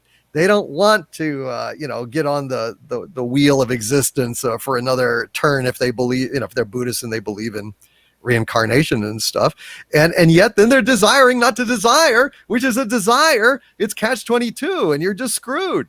The ego is just the hardest damn thing to stomp out. It's just very, very, very difficult. Yeah, it's kind of amusing. You almost have to reach a point of where you have zero fucks left to give. Exactly, but that is a hard place to get. And I know that for example, Grant Morrison, who wrote the classic comic series The Invisibles. Yeah. He did chaos magic. Yeah. And one of the objects of chaos magic is one of those great stumbling blocks for chaos magicians. I don't know if this is true in Wicca or not. Mm-hmm. Mm-hmm. But lust of desire of result, basically, having this magical working or whatever can get sabotaged by your own desire to have it work. But then, if you you wouldn't work the magic if you didn't have a desire to make it work. So it's a very tricky way to try and symbolize and kind of remove abstract. That's what I want to say. To abstract this magical working, so you kind of forget what you're doing and try to make it manifest. But it's difficult. It's just the same thing as Krishna in the Bhagavad Gita talks about. Well, you are entitled in life to action, but you are not entitled to the fruits of action. In other words, do work, but not with a lust for a particular result, because doing work just for the sake of doing work in a kind of a Zen-like detached way, you do not acquire karma. But the minute that you have a lust or result, then your action generates karma. Right. Now, what we have is very similar to a concept of karma. It's the law of return, or the law of three is typically what it's referred to as, where what we send out, we will get back 3 times as much. So by sending out an intent, say for, let's pick something fun. Let's pick just pure cash, right? I want $1 million. I don't need it, but I want it. Okay. Mm-hmm. I'm going then up against the will of everyone else who wants that, right? Right.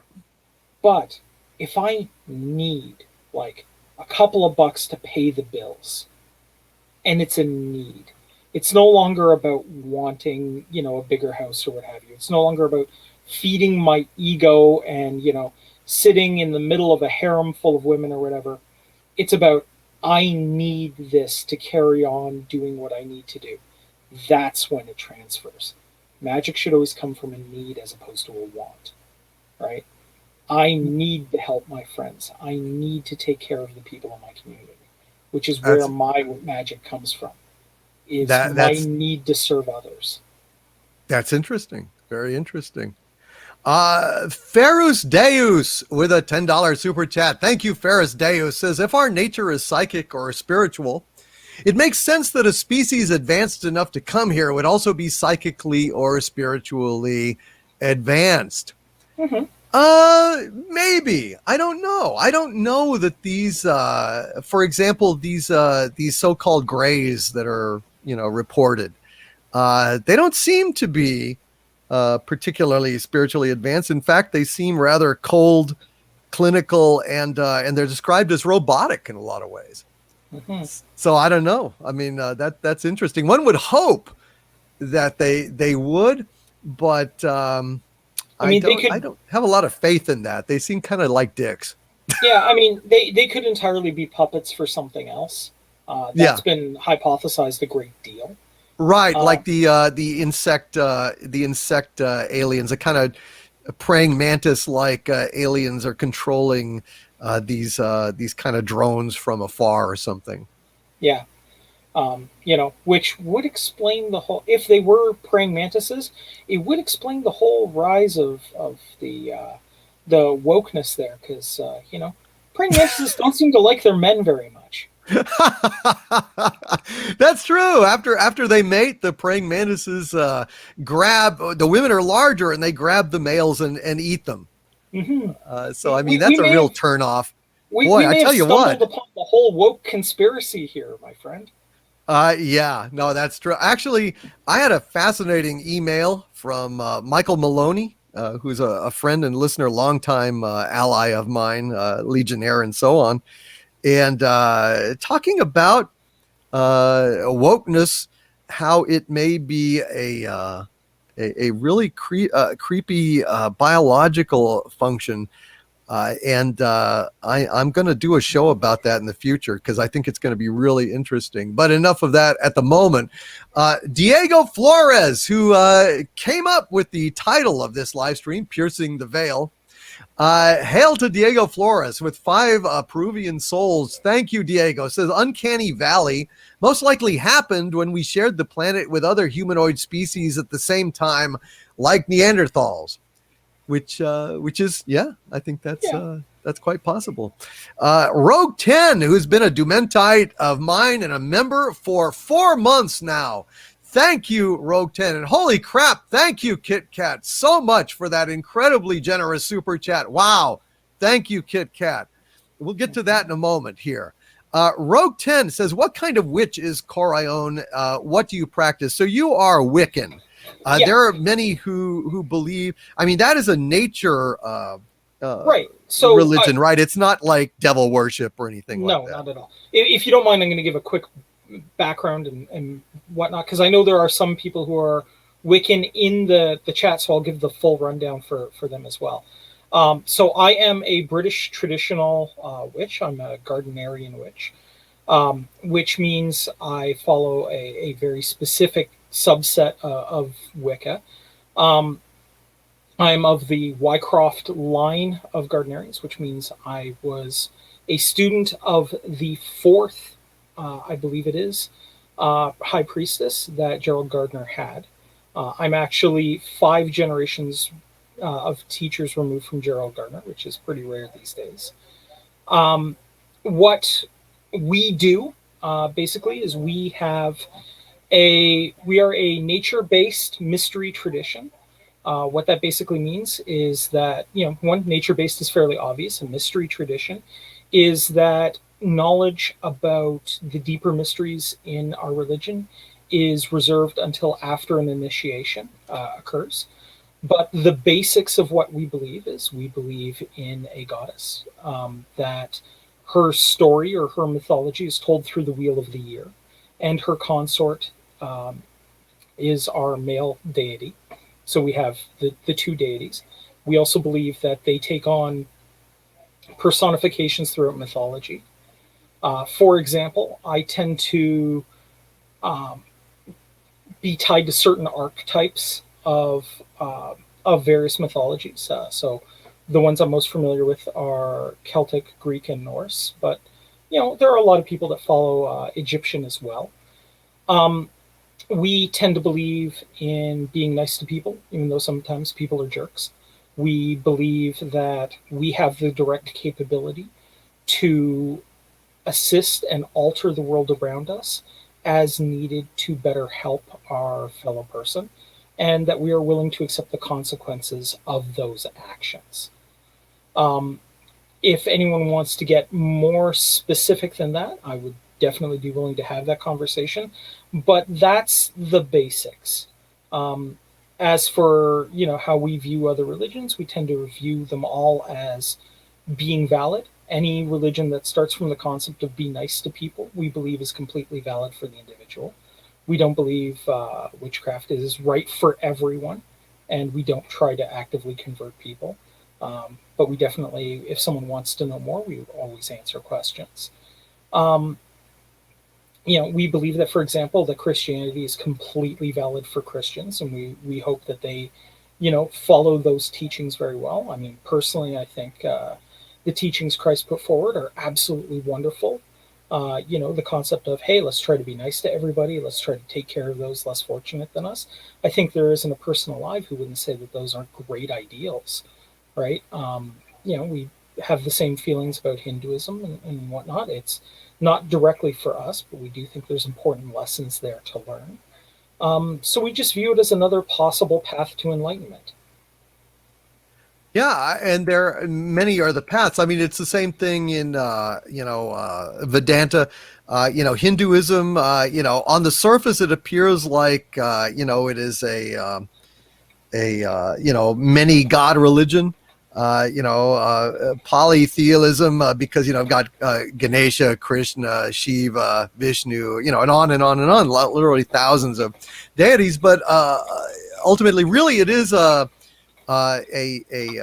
monotheistic religion, because all those numerous deities and so on are just aspects, personality aspects, if you will, different like manifestations of the one self. So it's at the core of things. so it's a monastic religion. Yeah, pretty Basically. much. Yeah. Pretty much. But anyway, Diego Flores, thank you for being here, and thank you for naming this live stream, Piercing the Veil, which was a great, I think, idea. Beautiful Bliss with a $10 super chat. Thank you, Beautiful Bliss, who has a question for you, Coraon. It says, could it be more similar than that of abductions? We can assume these interdenominational beings aren't familiar with human laws. They don't know our moral compass.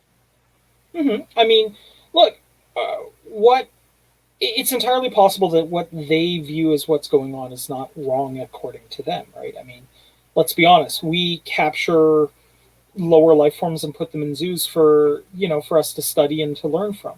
This may be their version of that. We don't know. What I think is more going on here, though, is I'm more interested in the trappings of how they're doing it rather than the underlying reasons. I mean, don't get me wrong, I'd love to know the underlying reasons. I just think they're incomprehensible as it stands right now. Until we can sit one in a chair and have a long, lengthy discussion about spiritual matters. I mean, honestly, Doomcock, if you ever get the chance to put a gray on the stream, I think you should, because we probably have a lot of good questions, right? It probably wouldn't say much. Well, maybe. But it would be fascinating to look at. Mm-hmm. Mm-hmm. That'd be chilling, I think, actually, to see something inhuman like that. Spooky. But thank you, Beautiful Bliss, for that super chat. And Phantom Boomer here with a $10 super chat. Thank you so much. Phantom Boomer says, check out Professor Avi Loeb's Galileo Project, a search for evidence, extraterrestrial artifacts using civilian means and avoiding possible classified government tech.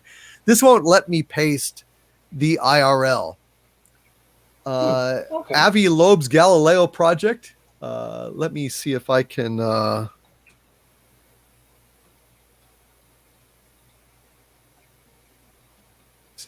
pull it up and put a link to it. Well, here's an article in Scientific American that I can copy into the chat here for any of you who are interested. But essentially, Avi Loeb's Galileo Project searches for evidence of alien visitation, nearly $2 million in private funding, and it's looking for unidentified phenomena in Earth's skies and beyond. So I think that's very interesting. Now, Avi Loeb is the head theoretical astrophysicist at Harvard. So this guy is not a clown. This guy is the department head at Harvard. And he's the one that made the case that Oumuamua was a probe, an alien probe from outside our solar system. I was just going to say that. Actually. Yeah, he went to the mat, man. I mean, he bucked his own colleagues, wrote a book on it, wrote a paper on it, published in a creditable magazine, and he will not bow down. Just like Galileo, who was right about the way that the solar system functions, bucking the religious dogma of the time. In a similar way, the first guy that says that something is alien is going to get a lot of shit for it by the conservative and limited people in academia. Academia is ridiculous at this point. I mean, it's Yeah. just so. It really is. Science at this point, unfortunately, has become as much of a religion as religion. And you've got true believers, and they will metaphorically, fortunately now, they can only metaphorically burn you at the stake for your heretical scientific ideas. But And let yeah. me tell you, the idea of burning people at the stake going out of vogue, I am very, very happy about.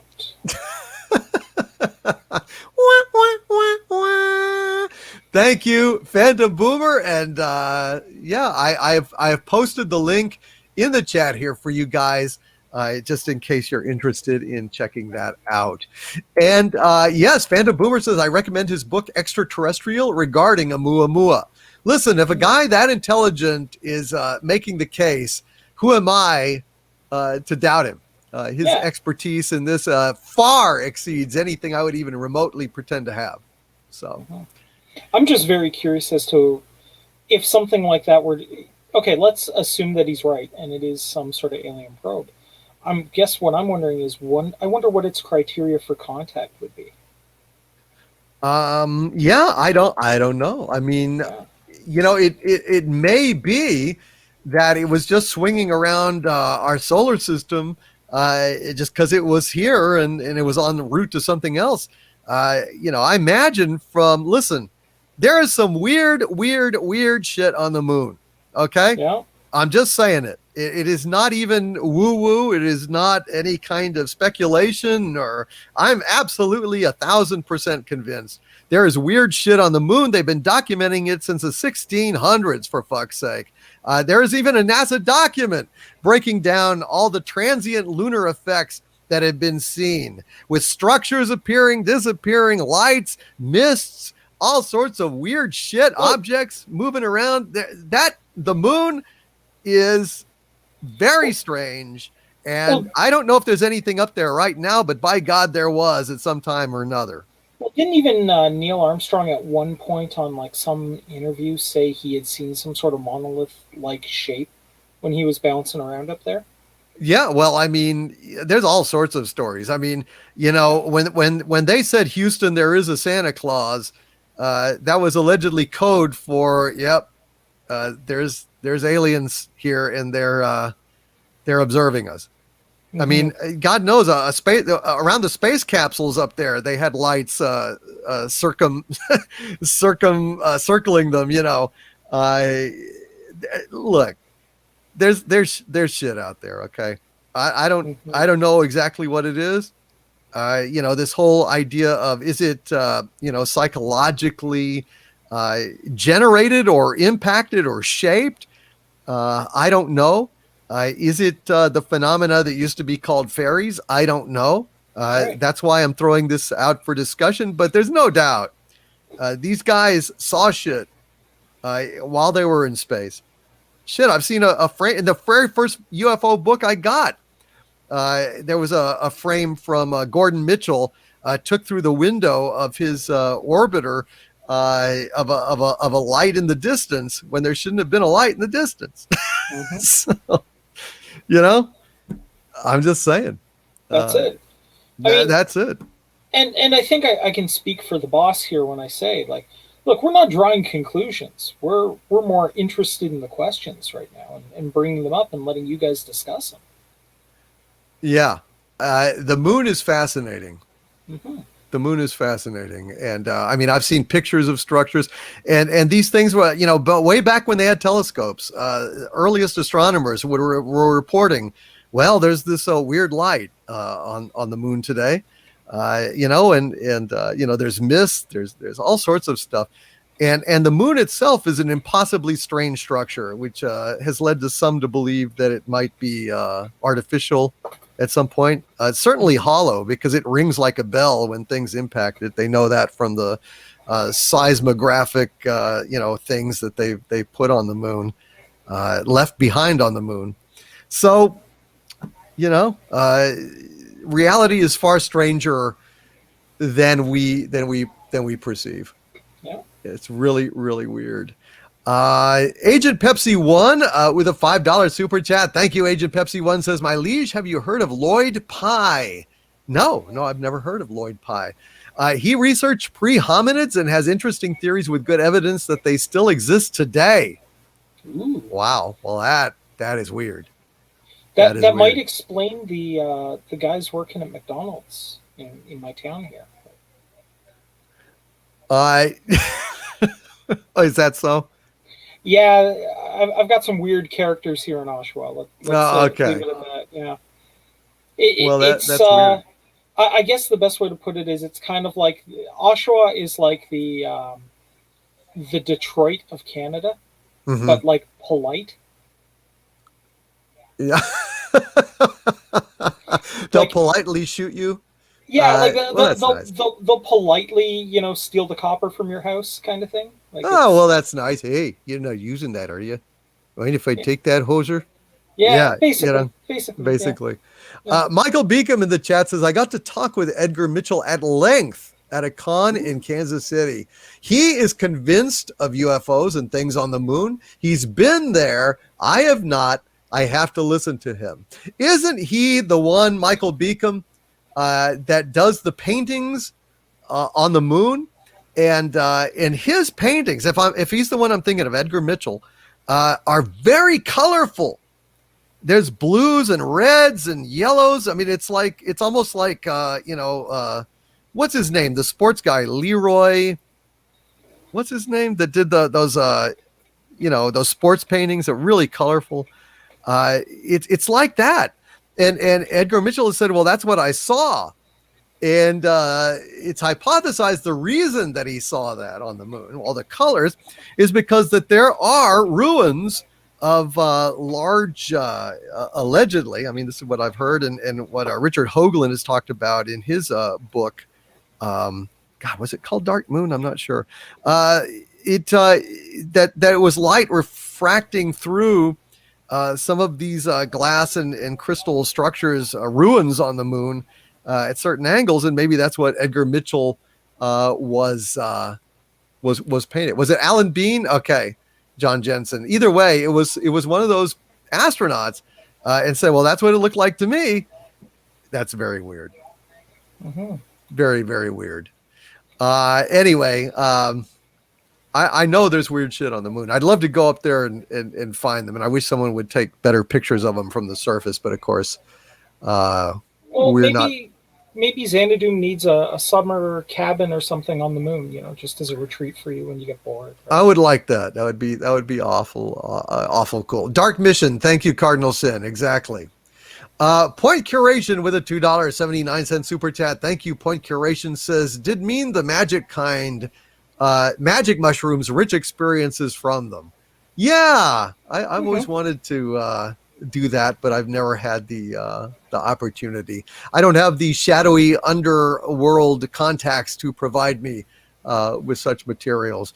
Thank you, Point Curation. Basil, the pumping seagull. And he says, Basil does not do magic, but he does do magisk. If you get it, you're in it. It's an IT joke.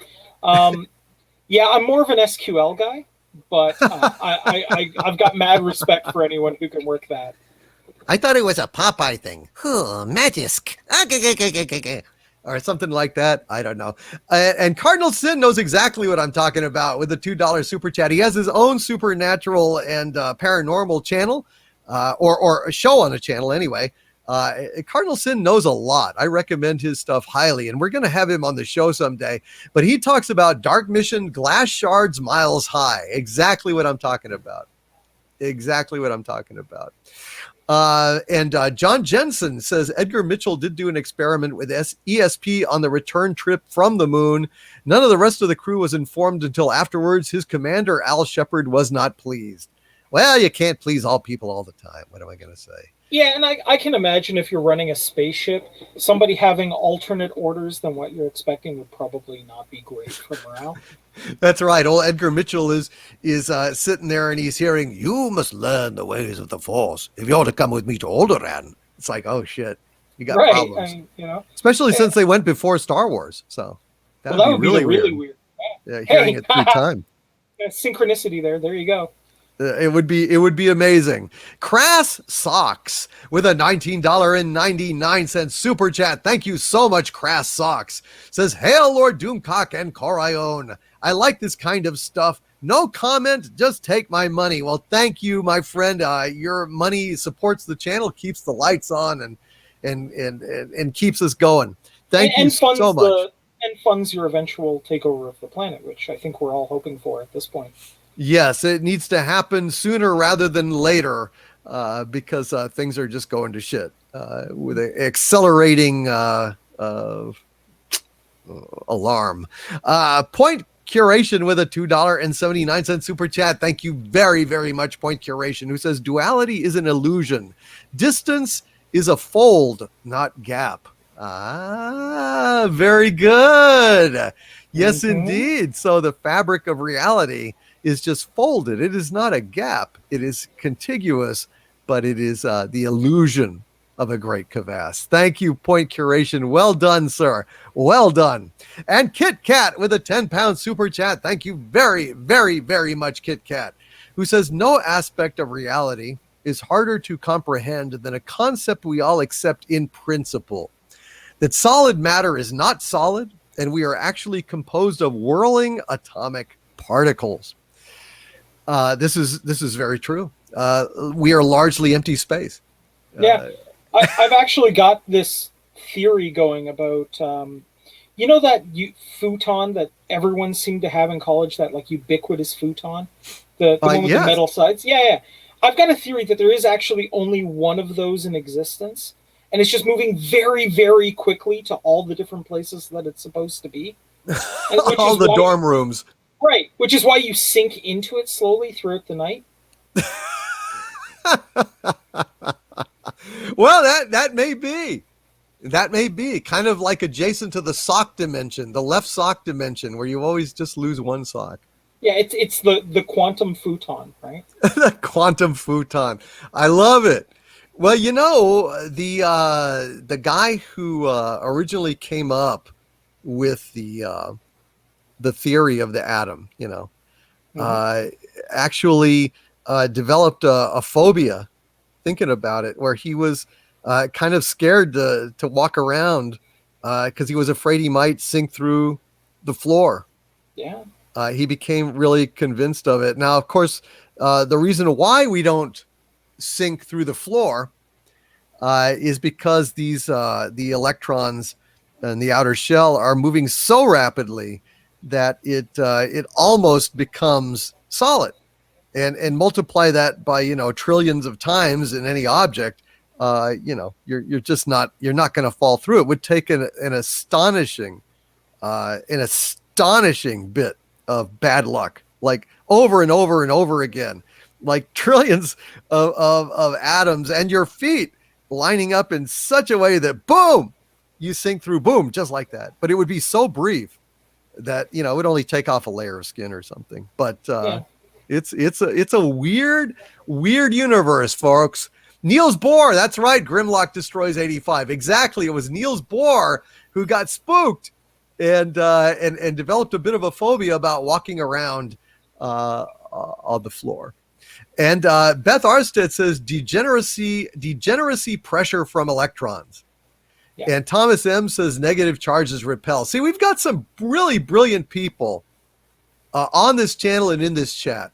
Oh, yeah, I swear to God, this is like I always say this. It's like the Krell machine, where any wish could be instantly manifested on this planet, and this is similar to that in that in any given chat on a Doomcock channel, it doesn't matter if it is Friday Night Frolics on Friday nights, or if it is a Pop Culture Breakdown live on Sundays, or Piercing the Veil now on Wednesdays. Any given live stream, any question you ask in the chat, you'll get a pretty damn good answer. Oh yeah, you have the best chat ever to exist, and I'm not saying that because I'm usually in it. That's true. You guys are brilliant, and I thank you. I thank you all for being here, for contributing to these episodes, these shows, and offering your wisdom and answering any damn question that we can pose, you know? Mm-hmm. And I just am so impressed with you guys. Y'all are amazing. Thank you, Kit Kat. Yeah, we are largely empty space. All matter is. It's very, very weird. Adam Wofford with a $5 super chat. Thank you so much, Adam Wofford, who says, hey, think H.P. Lovecraft, where the beings are not evil, just beyond human kind of thinking or point of view. They're not good or evil, but something else. Yeah, I mean that's one way to look at it.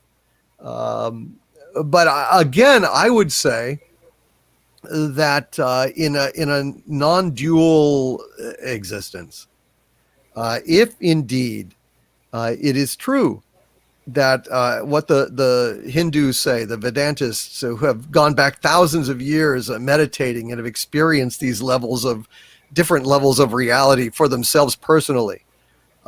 If reality is non-dual, and we are the idea of all that we're all separate beings is an illusion to go ahead and facilitate enjoying this space, then evil is an illusion as well, limited to this manifestation, because evil is always transactional. You've got to have another being to be evil to be selfish and put yourself above, to abuse or mistreat. Someone who abuses or mistreats themselves is not evil. They are deluded. They are depressed. They are upset, but not evil. Evil is always done to something else. But if there is nothing else, then evil is an illusion confined to this kind of dualistic manifestation. But beyond that, in the realm of the creator of all this, it's a complete fiction. It's a nonsense, just like Star Trek. It's just it doesn't really exist, and it doesn't mean anything. It would be limited to this. Hail Adam Wofford. Interesting super chat there, sir. Thank you for that. And Nicholas Horton with a £5 super chat. Hail Nicholas Horton. Says, hail Doomcock. There's still so many mysteries left out there to be discovered or proved. I agree. Yeah. I agree. And that's wonderful, isn't it? It's really almost like this reality is designed as a fractal of mystery, to avoid it getting to be repetitive or dull, to ensure that we never, ever, ever get all the way down to knowing everything. It's a perfectly wonderful creation. And why ruin it?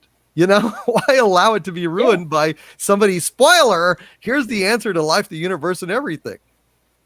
And I mean, to be perfectly honest, it would just be completely boring and pointless if we could answer every question immediately. Right. Life without struggle is meaningless. And Carl Page says, if evil doesn't exist, the same logic applies for good. Well, yeah, good is transactional too, but it would mean that but here's the thing. Here's the thing that I always take ultimate comfort in. And I'll just throw this out there. Okay. This notion came to me from Star Trek, but I think it absolutely pertains, and I will share this with you.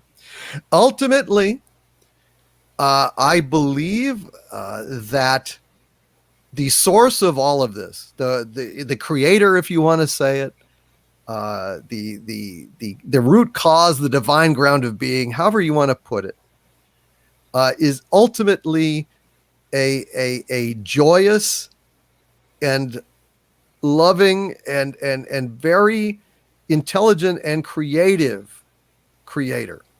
And the reason for this is things like, rainbows and sunsets and waterfalls and things. Spock in Mirror Mirror summed it up when he said at the end of that, when Kirk came back from the mirror universe and they were asking, I wonder how you detected, our counterparts so easily.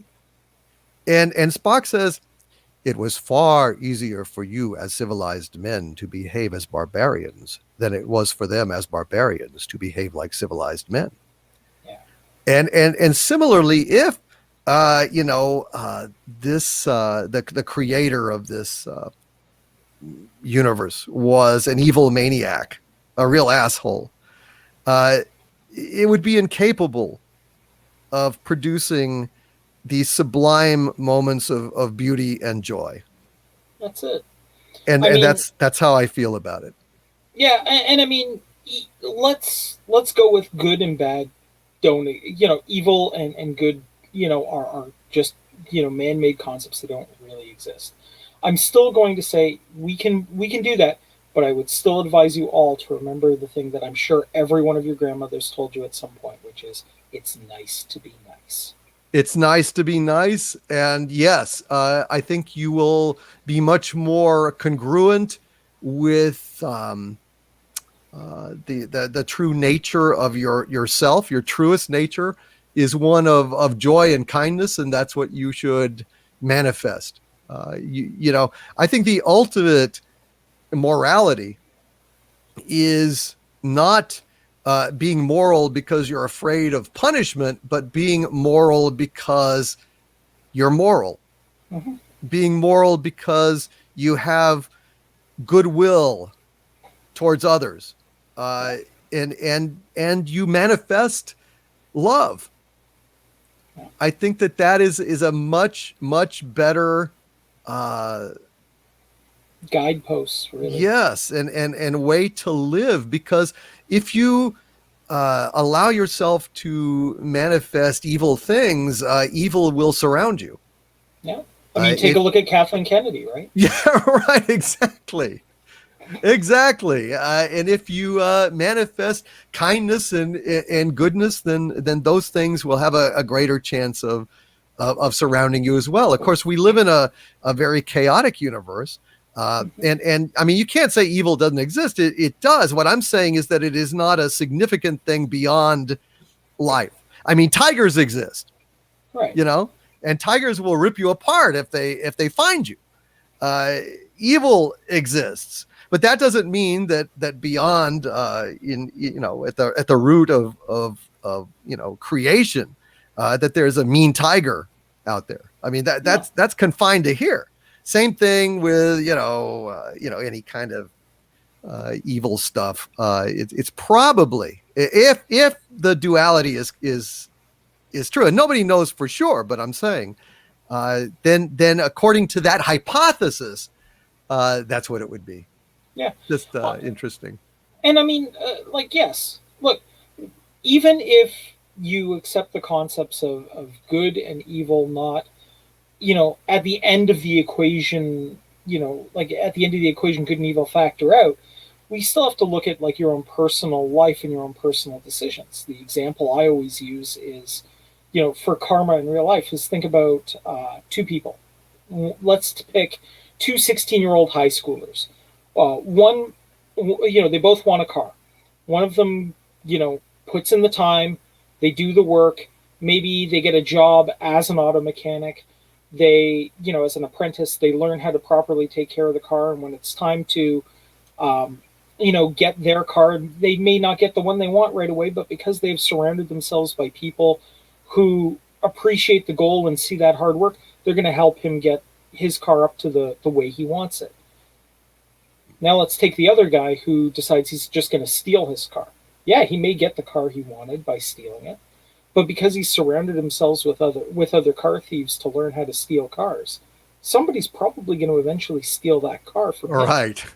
Right? I mean, Right. it's that level of karma, right? I mean, let's use KK and the wise and powerful Doomcock, right? KK surrounds herself with wokeness, and eventually that wokeness will eventually come to wokeify her. Right. Meanwhile, Doomcock surrounds himself with good, decent, reasonable human beings. And take a look at the chat. We've got a whole army of good, decent, wonderful people that wish each other well almost all the time. Yeah. Yeah. Interesting way to look at it. Um, Thank you very much, Nicholas Horton, for that last super chat. Point Curation with a $6.99 super chat. Thank you. Point Curation says most painters seem to imagine something and then paint it. I tend to do it the other way around, seeing things I did and didn't intend to be there. Yes, well, you're an abstract painter at Point Curation, and a very good one. I do enjoy your paintings very much, and the more I look at them, the more they grow on me. I hope that they are not sentient and taking over my mind slowly but surely. Hopefully, you wouldn't do that to me, Point Curation. But well said, sir, and thank you for the super chat. Mad Cat 15 exclamation point with a $5 super chat. Thank you, Mad Cat. Says Doomcock 2028 for president. Dear Overlord, thank you for the leaks. Oh, you're very welcome. Once again, Doomcock was right. Hashtag Doomcock was right about the Kathleen Kennedy changing Indiana Jones to go ahead and make Phoebe Waller-Bridge the inheritor of the bullwhip and hat. Makes me sick. And I don't know if she will go through with it, but it was a rumor that I reported fully over 2 months ago that suddenly the mainstream media caught up on with their own sources on the set. That's what they said, which is where my rumors came from only 2 months before they had it, which is why I do that. So yeah, hashtag Doomcock was right. It's nice to be proven right. What can I say? Kit Kat with a 100-pound super chat. God bless you, Kit Kat, for that. Very kind of you, Kit Kat. I'm very grateful. And Kit Kat says Helen Keller describes how she lived without language in a world consisting of sensation. Her instinctive craving for language and desire to separate the oneness of her world into more comprehensible separate elements led to her throwing screaming temper tantrums. Well, yes, the human mind is not really well engineered to perceive oneness. I mean, as a survival trait, it's a shit survival trait. And so we've got, hundreds of thousands of years of evolution, millions of years of evolution, if you believe that theory, telling us, separate the tree from the savannah, separate the leopard from the tall grass on the savannah, from the tree, separate all those things because that's the way you survive. You can go ahead and detect things that are looking to kill you, to eat you. Danger is everywhere in those old times, and you had to separate the world out. And so it became hardwired in our brains to do it. But babies do not have language. Babies are the closest thing that we have to perceive the true divine nature of that connection, if Vedanta is true. So they smile when they're happy, they cry when they're unhappy. It's that simple, and they live in a world of sensation without language, and the pure delight on a child's face as they observe how gravity works, how they learn the rules of this strange manifestation that they've landed in, is a fascination and a joy. I mean, that's why parents on some level love having kids, is because it opens their eyes anew to the freshness and potential of this amazing and wonderful world we live in. I'm not a parent, but has that been true for you? Because you are a parent, right? Absolutely. My wife and I have also, we've said this, that, I would gladly take a bullet for my wife. But when I had my daughter, I mean, you when you look into that scrunched up face for the first time, you realize that you probably push your partner in front of the bus if it meant saving your kid. There is this drive to be with that kid. And part of it is, you look into that face and you just see this unlimited potential in front of you and just this pure wonder at everything. And really, it's actually helped me learn a lot about the universe I'm in, because you can start taking, a ball falling down to the ground for granted until you see a kid just marvel at it. Right, exactly. And that's because it's coming from outside of this realm. Its native state is not in there, and so they're learning the rules of this life in the same way that when we're first starting out a video game, we're learning what all the controls do. Hmm. Absolutely. As above, so below is the old hermetic Yeah, axiom. I mean, DC, how amazed were you the first time you pulled off an Igni in the middle of a fight? I love Igni. I love Igni. Yeah, so you've played Witcher 3. Oh yes, I, oh I've yes. I'm going right now. I just have to see you've triggered me, and I have to talk about it.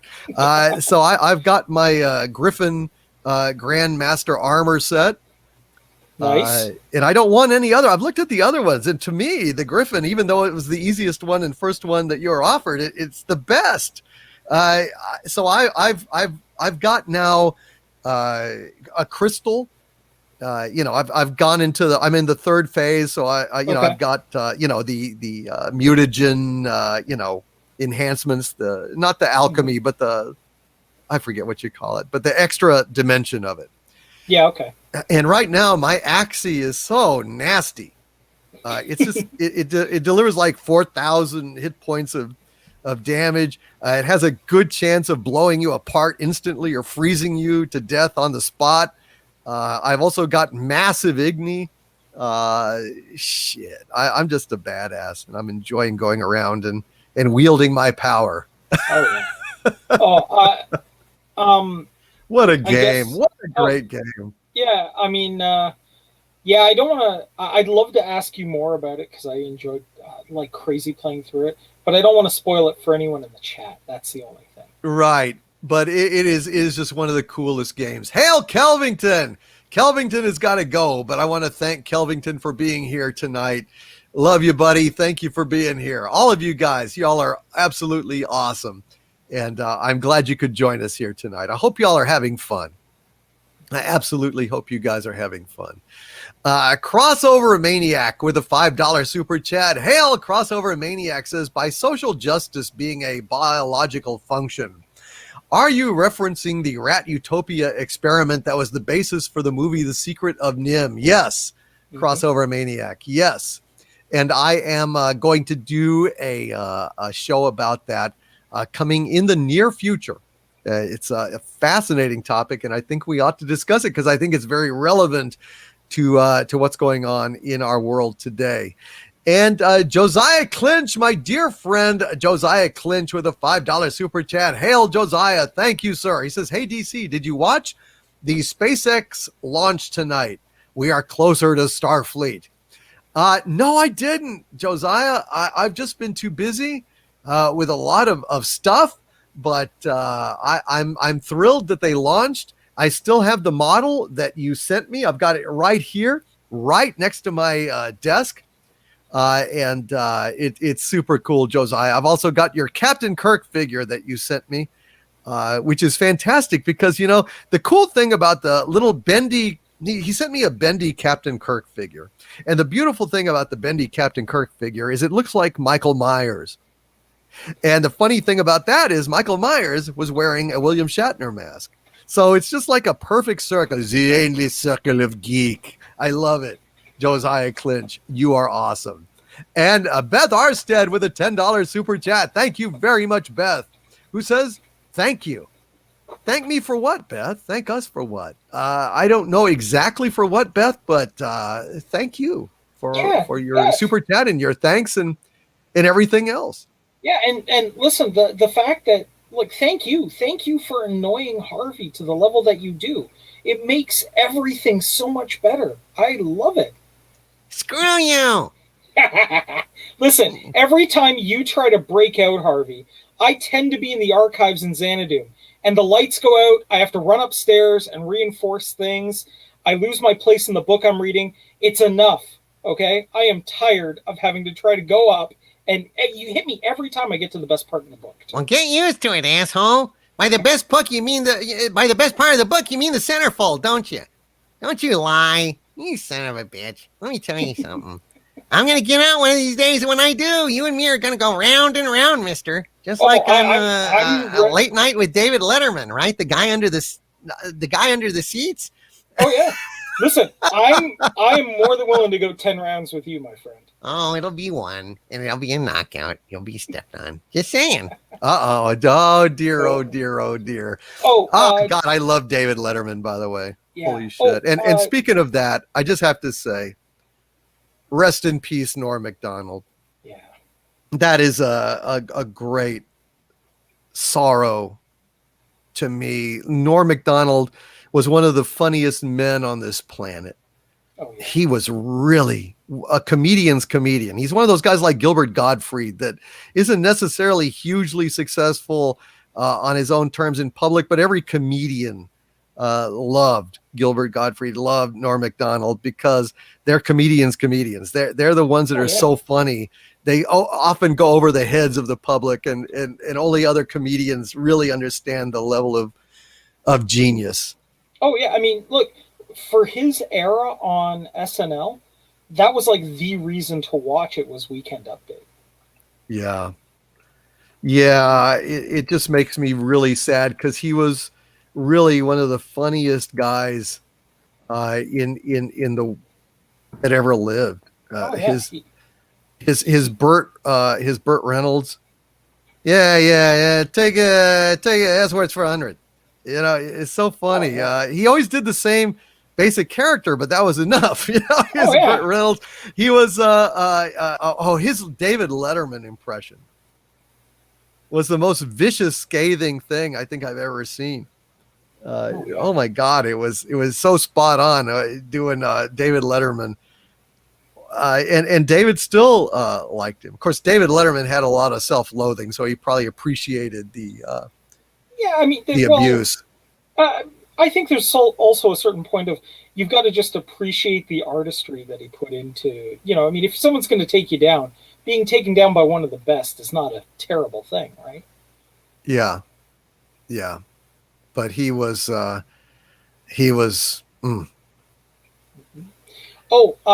just noticed this, boss. I have been receiving pleas and begging from Mr. MH to see if you are willing to have me tell the story I sent you. No, not tonight. Although maybe for Halloween I might trot that out. But it is literally about the scariest story I've ever heard, and it's true. Yeah. At least allegedly, you're saying it's true. Well, here's what I will say without giving too much away.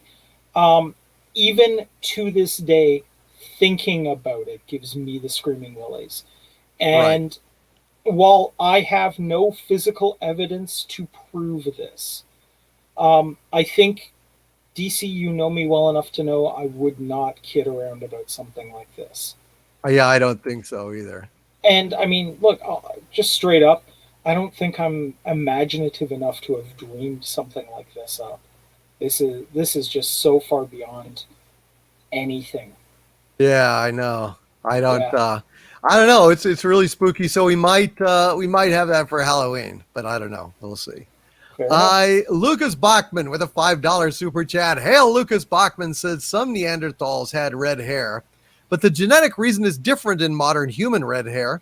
Different mutation of melanin gene, but same result. Okay, fair enough. Thank you, Lucas Bachman. Well, that's just something I heard. I am not a geneticist by any stretch of the imagination. I just read things and hear things and keep trying to learn things. And apparently I've learned something here tonight. Thank you, Lucas Bachman. Anonymous Gamer, who's been a Dumenti to mine for 5 months now. Thank you, Anonymous Gamer, says, Hail, Doomcock. I trust you. There's evidence a while back about the Sagittarius constellation. We can't be the only ones in the entire galaxy.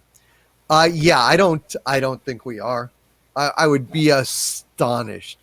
It just runs counterintuitive.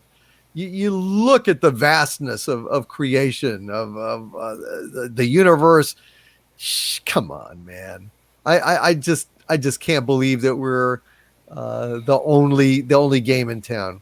No, I think, look, whether we will ever actually meet, you know, meet aliens in the history of human existence, I don't know. But the concept that a universe this vast that would exist that would not have some other form of life in it is just, it's astronomically low and would be absolutely horrifying if it was the case. Well, I think that would absolutely be proof of the divine. That because the odds against, like, if we arose from natural processes, then those processes are duplicated a billion times, a billionfold in other parts of this. Come on, Yeah. But I mean, if it was only us, then that would pretty much, for me, end any kind of debate about it. Although I do, however, I perceive intelligence underneath everything, and so I do believe in God. Although you can call God whatever you want. I do not believe that this is a cosmic accident. I simply do not. I've experienced enough to tell me that it's not. I do believe in that this is intelligently generated, if not designed, Well, reality. Well, and I mean, that doesn't necessarily preclude the idea of alien life either. I mean, take a look at the diversity of life on Earth, right? If we're seeing that level of diversity just here, it's entirely logical that there'd be even more diverse forms of life out there in the universe. Yeah. Oh, yeah. And my God, the way that life manifests on this planet is mind-blowing. Mm-hmm. I mean, Jesus, viruses. What the hell are viruses? They are not alive per se, and yet they function in some ways like life. Yeah. You've got like forms of life that live in these hellish environments at the bottom of the fucking ocean, volcanic vents spewing sulfur with the unimaginable pressure, heat, and toxicity at the bottom of the ocean. And these tubular worm frond things thrive down there. For God's sakes, if they're down there, they're everywhere, man. Yeah, and I mean, if we assume that whatever the divine is, it creates that level of diversity because it likes diverse things, there's no reason why it wouldn't continue that process on another planet. Exactly. And Phantom Boomer says in the chat, there are those who believe that life here began out there, far across the universe. Patrick McNee, Battlestar Galactica. God, I love geeks. Brothers, one of us. I love it. Oh, speaking of Battlestar Galactica, I don't know if you happen to notice, but from my perspective, I find it very, very amusing that the colonials, the members of the 12 colonies there, were polytheistic, following the ancient gods, kind of like me, and they're running around being persecuted by beings that only believe in one god. And I always found that rather amusing. It's kind of an interesting parallel. It is an interesting parallel. And then it turns out at the end that there is only one god, and it was manifesting all this.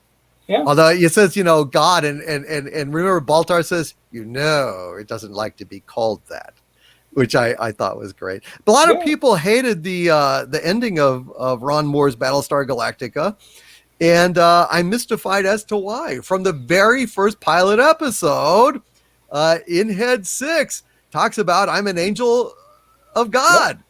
Yep. Well, gosh darn it, that was there the whole fucking time, and you can't then say it got all like mystical and religious at the end. Dude, it was mystical and religious at the beginning. You just didn't believe her.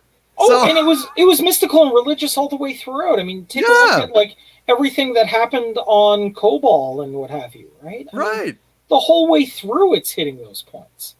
Yeah, it's just I love Battlestar Galactica.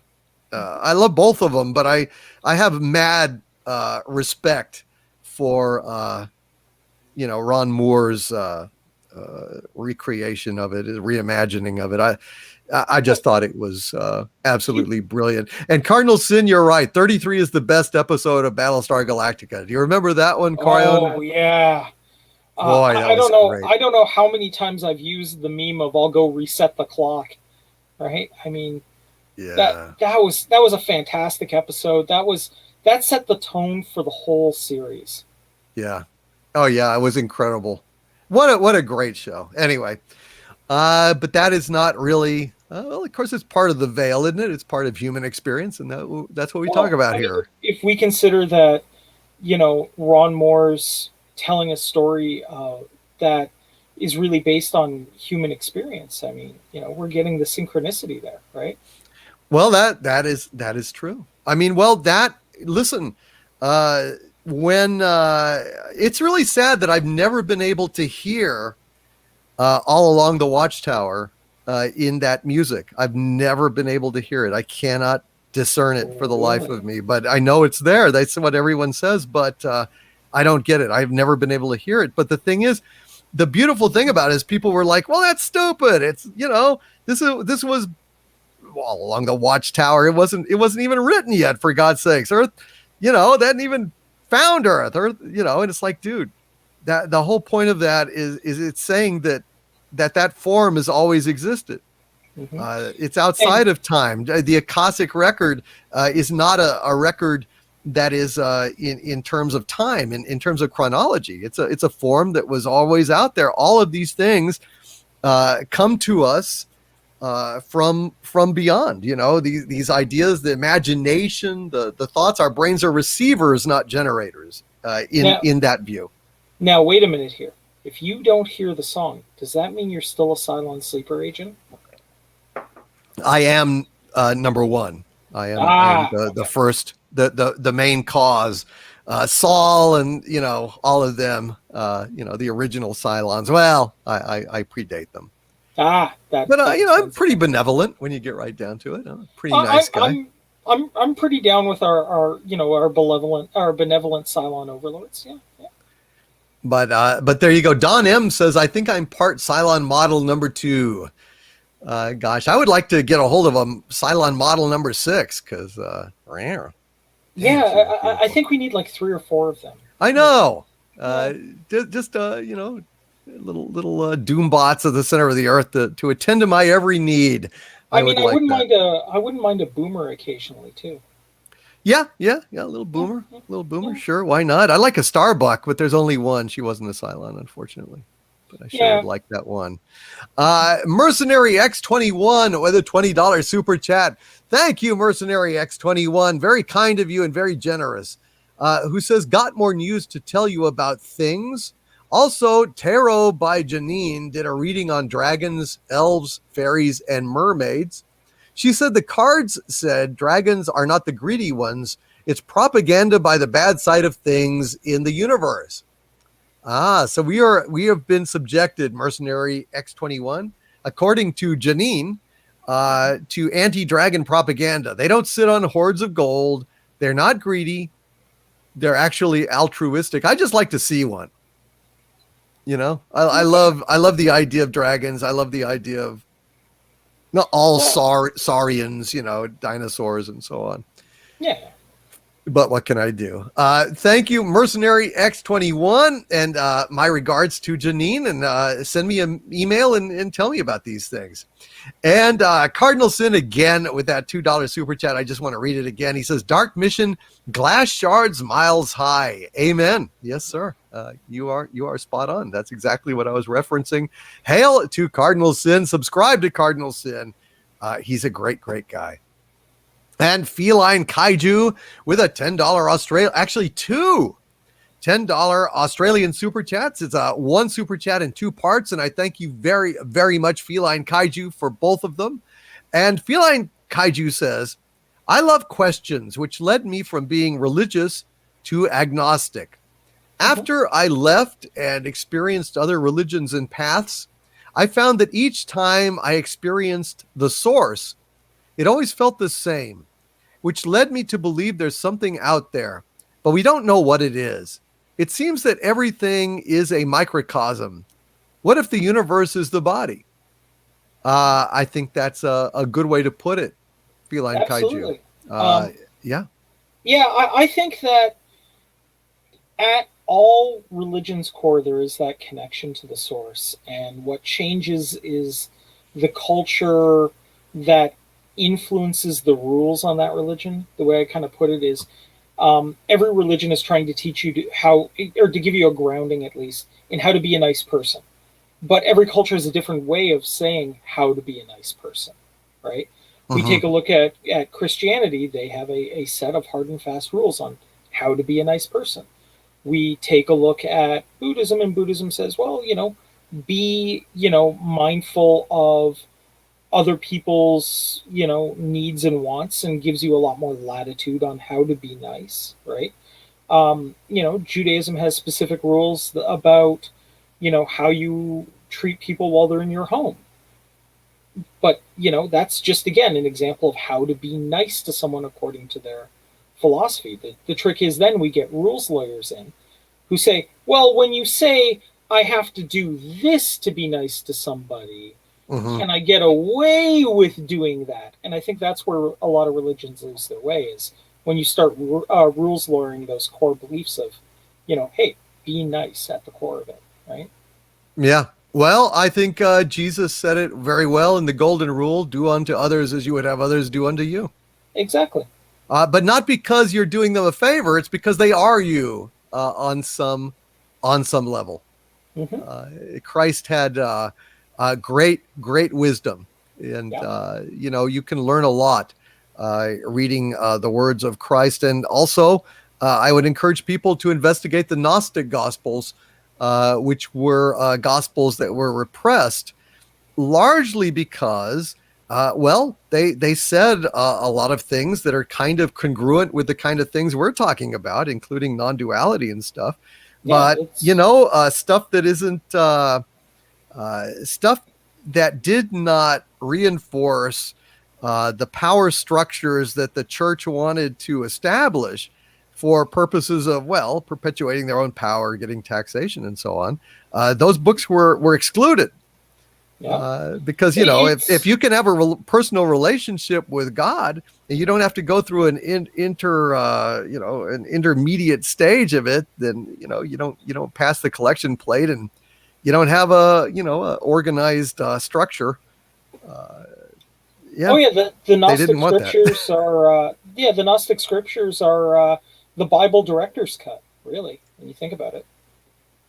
Wow. Yeah, I think that's a good way to do it. Cosmic Vader says, in the face of the poor, thou shalt find me, Jesus. Yes. Yeah. Yes.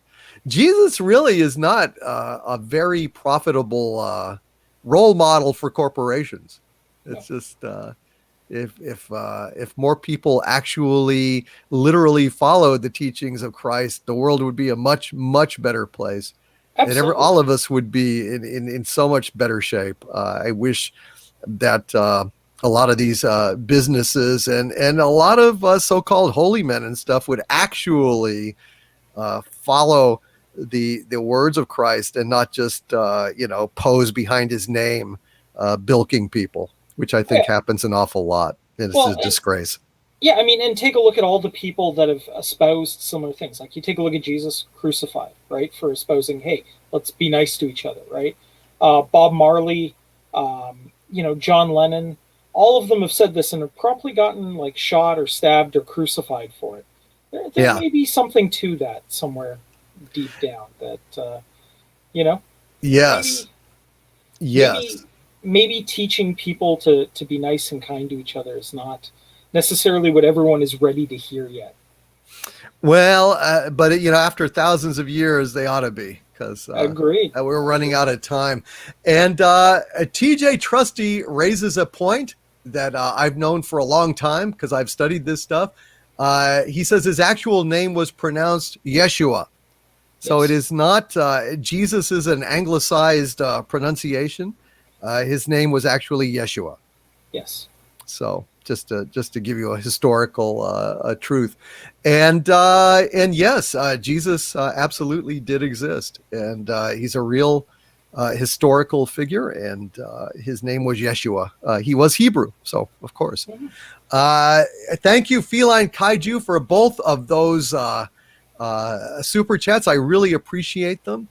There's an awful lot of value in studying the words of Christ, following Christ. I wish the world would do it more. It would be a much better world. Alan Trioscillator with a $5 super chat. Thank you, Alan. He says, I think it's more like field signatures than tiny particles. Until there is an exchange of momentum where the fields warp, fold like particles. Fascinating, Alan Trioscillator. Yes, at the fundamental, here's something that will blow your minds, folks. Talking about particles, like Alan Trioscillator is. Particles are really a misnomer. When you get right down to it, all of matter is composed of fields. And for all of the different particles, for example, all the electrons in the universe, you might think that they're discrete particles. They're not. According to physics, they are extrusions. All the electrons are extrusions from a universal field of electrons. So they are not discrete particles. They are extrusions in a way that I can't even imagine. But this is what quantum physics tells us. There is an electron field that is all the electrons. And so they are literally all connected. All of them. Which means all matter is connected. And this is true not just for electrons, but mesons and all these different particles are actually extrusions of particle fields, and they're all one. So I am connected to you even as I speak right now. I am connected to all of you. You are all connected to me and the table and the chair and the grass and the stars and the planets. If that is not non-duality, I don't know what is. But that's what science tells us. Isn't that weird, Coraon, Witch in Residence? Have you heard that before? Yeah, I've heard it, and I mean, when you think about it, it kind of lends to that concept that we're all connected, which to me is a very Wiccan philosophy. In that, if we take a look at those fields and how those fields interact with other fields and whatnot, it builds that interconnectivity of the universe, leading us to really all being one gigantic, colossal organism. And I take a lot of comfort in that. I think that's a wonderful thing. It is, but it adds more. The more the more that advanced science, like quantum physics, digs into reality, the more the mystics from thousands of years ago are vindicated. Yeah, I mean, eventually science will catch up to us, and that'll be a wonderful thing.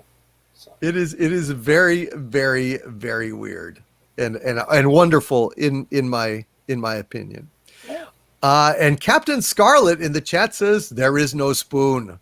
There is only Zool. I just added that second part, but he just said there is no spoon. There is no spoon, only Zool. I actually have a There Is Only Zool t-shirt, so I appreciate that one a lot. It is great, isn't it?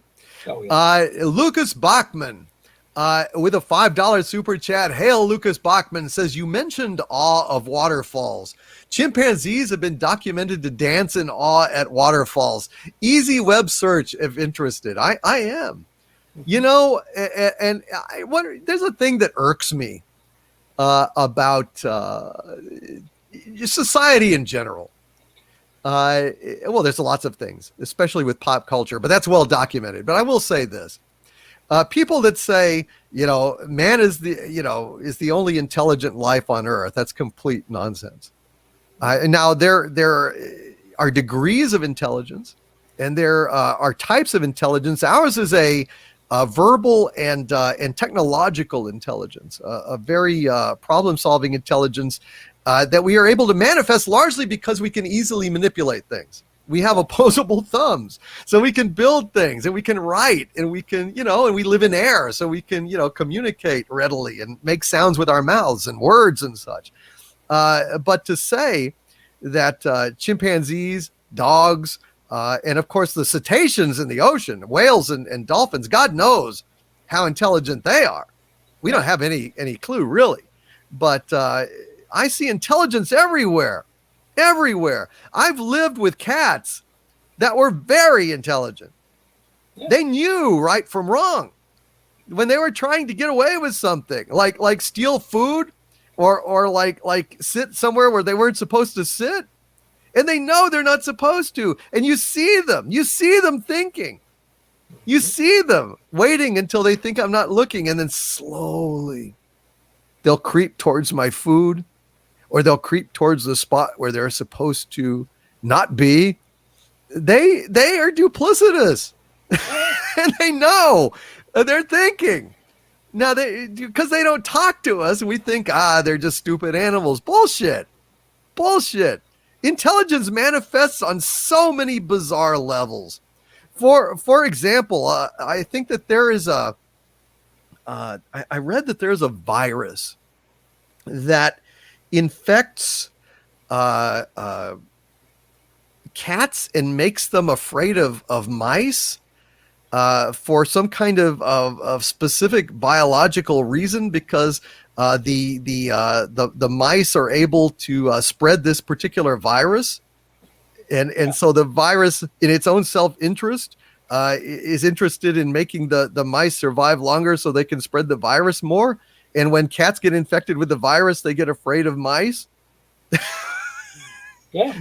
Just the reality is bizarre, folks. And intelligence is everywhere. Don't be deceived. Don't be arrogant to think that everything else is dumb and we're intelligent. There's degrees of intelligence throughout the entire earth.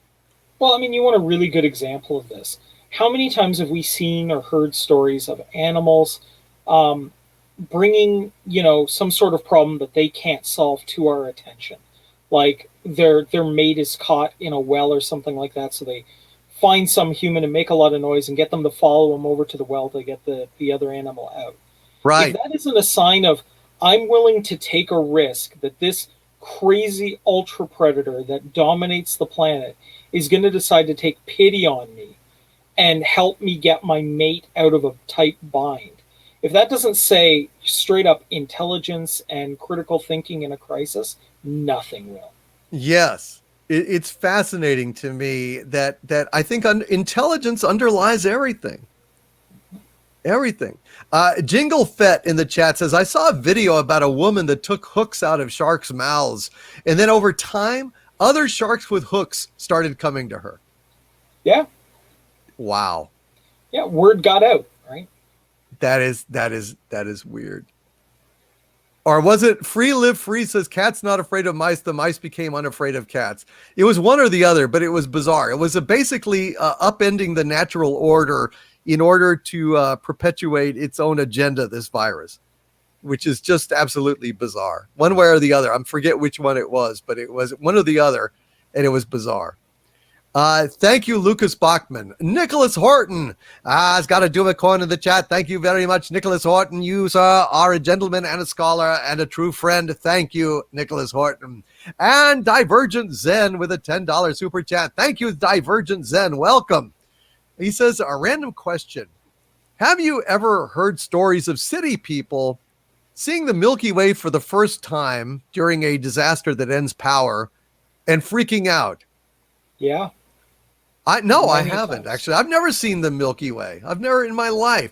I see these videos like on Survivor and shit of these incredible starscapes in the sky, and I think, what bullshit. I've never seen that in my life. We got to get you up here, my friend. I've never seen it my whole life. I've never seen once the sky like that you see in the pictures on fucking Survivor, like the time lapse stuff. I always think that's phony as hell. Are you saying that that's actually true, that you can see that shit? Absolutely. There is a campground out in a place called Halliburton. It's a fair bit north from where I am, but not too bad a drive. Yeah. And yeah, on a clear night, the entire universe lights up. Really? Oh yeah. What I wouldn't give to take you out on one of the boats out into the middle of the lake where there's nothing around, there's no tree cover, nothing. And not only do you see the stars light up like that, but all the little micrometeorites that you would never notice come in and leave these beautiful streaks in the night sky. Even on days where there isn't a meteor shower, you still get the odd shooting star. It's beautiful and it's amazing. And you get to see those sorts of things when you don't have the light pollution of major cities. Wow. I've never seen it. I thought that was complete bullshit. I thought, well, that's ridiculous. I've never seen that. That's bullshit, you know? Yeah. Wow. Oh, no, So that really is true. Yeah, we got to take you out into the middle of nowhere and blow your mind sometime. Wow. No, Kit Kat, look, I've been all over the fucking place, all over Texas. I've never seen it. I've never, ever seen anything but dark night and stars. That's it. Just little pinprick stars. Never seen a fucking thing other than that. So, in my whole life. Wow. Well, I need to find where there's no light pollution, I guess. Yeah, come on up and visit. You know? I'll take you to all the really weird and wonderful places we got up here. Heavens to Betsy. Well, there you go. I guess I'd see it in Montana. I guess I got to go. Yeah, Montana's another good spot. Find yourself out in the middle of nowhere farm country, and that'll do the job nicely. Well, I'd love to see it. That would blow my mind. Holy shit. Yeah. I can't even believe it. Thank you, Divergent Zen. I guess the answer is no. I've not seen stories of city people seeing the Milky Way for the first time. That's weird. That's weird. Michael Beacom with a $10 super chat. Thank you, Michael. Says Richard Jenny quote.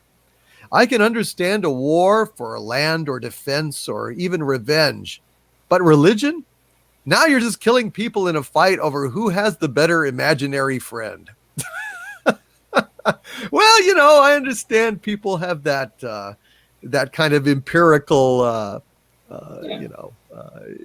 thing. I know better just because of how I've perceived the divine, and you know, it's like the song, you know, that George Harrison did, you know, My Sweet Lord, you know, I really want to see you. I really want to be with you. I really want to see you, Lord, but it takes so long. That's been me for decades. And, I may have gotten things wrong. I may have come to wrong conclusions. I always ask the divine. I always say, if I'm on the wrong path, please show me, because I'm just trying to get as close to you and your truth, whatever it is, as I can. And so far, I have not really been corrected. So I hope that I take consolation in that, whatever divine entity generated or created or stepped into this reality is certainly smarter than I am, and certainly smart enough to know that I am sincerely trying my best. And if I go astray, if I go wrong, I did the best I could. Well, there's a Thomas Aquinas quote that basically goes, if God is good and just, then, it doesn't matter what dogma you follow. And if he isn't good and just, then why do we care at all? Right. But I do perceive a great kindness and love of God, and or however you want to put it. I don't like to really use that word either, because it evokes old ideas of a guy in a beard, on a throne, and hierarchy that's based on old Iranian tyrants. I just that's such a silly and limited way to look at a being so utterly and completely powerful. It's just a strange notion. I've always kind of looked at the gods as, and this is going to be a weird analogy, but stay with me here, as like the guidance counselors in the high school that is this planet. Because when you think about it, this planet really is kind of like a high school. Like, we have a lot of those high school level drama nonsense stuff go on. Well, I know it's terrible. and yet there's always that guidance counselor that's kind of trying to point you in the right direction because they legitimately do care about your future. But at the same time, they're also dealing with like 15 other kids that are in weird spaces, so their time is limited to deal with you specifically. So they try their best to get you on the right path and point you in the right direction for where you need to go personally. But at the same time, there's still so much other stuff that they have to deal with that they just simply don't have all the time in the universe to guide you towards a good spot. But I ultimately believe that the heart's in the right place, if you will.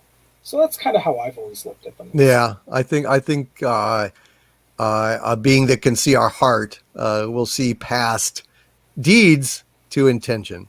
Exactly. And, I would hope, at least. Yeah. Saul Shymek, who has been a member of mine for 2 months at the Dominion level. Hail, Saul, says, I have no comment on being a Cylon. So a Cylon would say. Uh-oh. No comment. Actually, you would say, no comment. By your command. Yeah. Hail Saul Shymek, who may or may not be a Cylon, but denies or has no comment on it one way or another. Though I'm very suspicious. I'm very suspicious. NG1TEAV with a $5 super chat. Hail NG1TEAV says, in honor of Cardinal Sin and getting over losses, kick-ass Cardinal Sin, especially Duck Fisney, everyone should set aside some time to Duck Fisney. I agree entirely. Duck Fisney. I'm getting more and more into the Duck Fisney frame of mind every day. The more that I hear about the shit that's going on with Disney, the more disgusted I get. I don't know if this rumor is true about what they're doing to Knights of the Old Republic with this, this Samantha Mags chick that is just woke as fuck and is going to rewrite it to in accordance with woke principles and shit. If they do that, Well, I'm just fucking out. I'm sorry. It's like that is just so fucking pointless. Well, I mean, if she does the rewrite and it's terrible, the solution is simple: don't buy the game. Well, or don't buy any more games. Don't buy any more Disney shit. I'm sick of this shit. If you want us to work with you, you better start giving us some shit that we can get behind and stop inflicting this shit on us, because that gets old. It gets really fucking old, and our patience is done, dude. Yeah, and I mean, I don't know how much you've played through the original KOTOR games, but really, at the end of the day, the KOTOR games are, pretty really, when you think about it, you can play as a male or female character because Revan's gender is never specifically identified, so that's good. His or her race is never specifically identified. There's sliders you use for that at the start of the game. The story revolves around the main character and one of the female Jedi having a connection that allows them to, work together and be quite powerful as a group. So that almost says like cooperation among disparate people, is a good thing. So the game already is pretty diverse. It is pretty, it's not woke in that it's not mean about it. It's got that old school Star Trek style diversity and inclusivity. It's doing what they all want. So why does it need a rewrite? Yeah, unless that isn't what they really want. Well, I don't know. I hope it's a fake rumor. I hope it's phony news, but until we know for sure, my hackles are up and I am worried.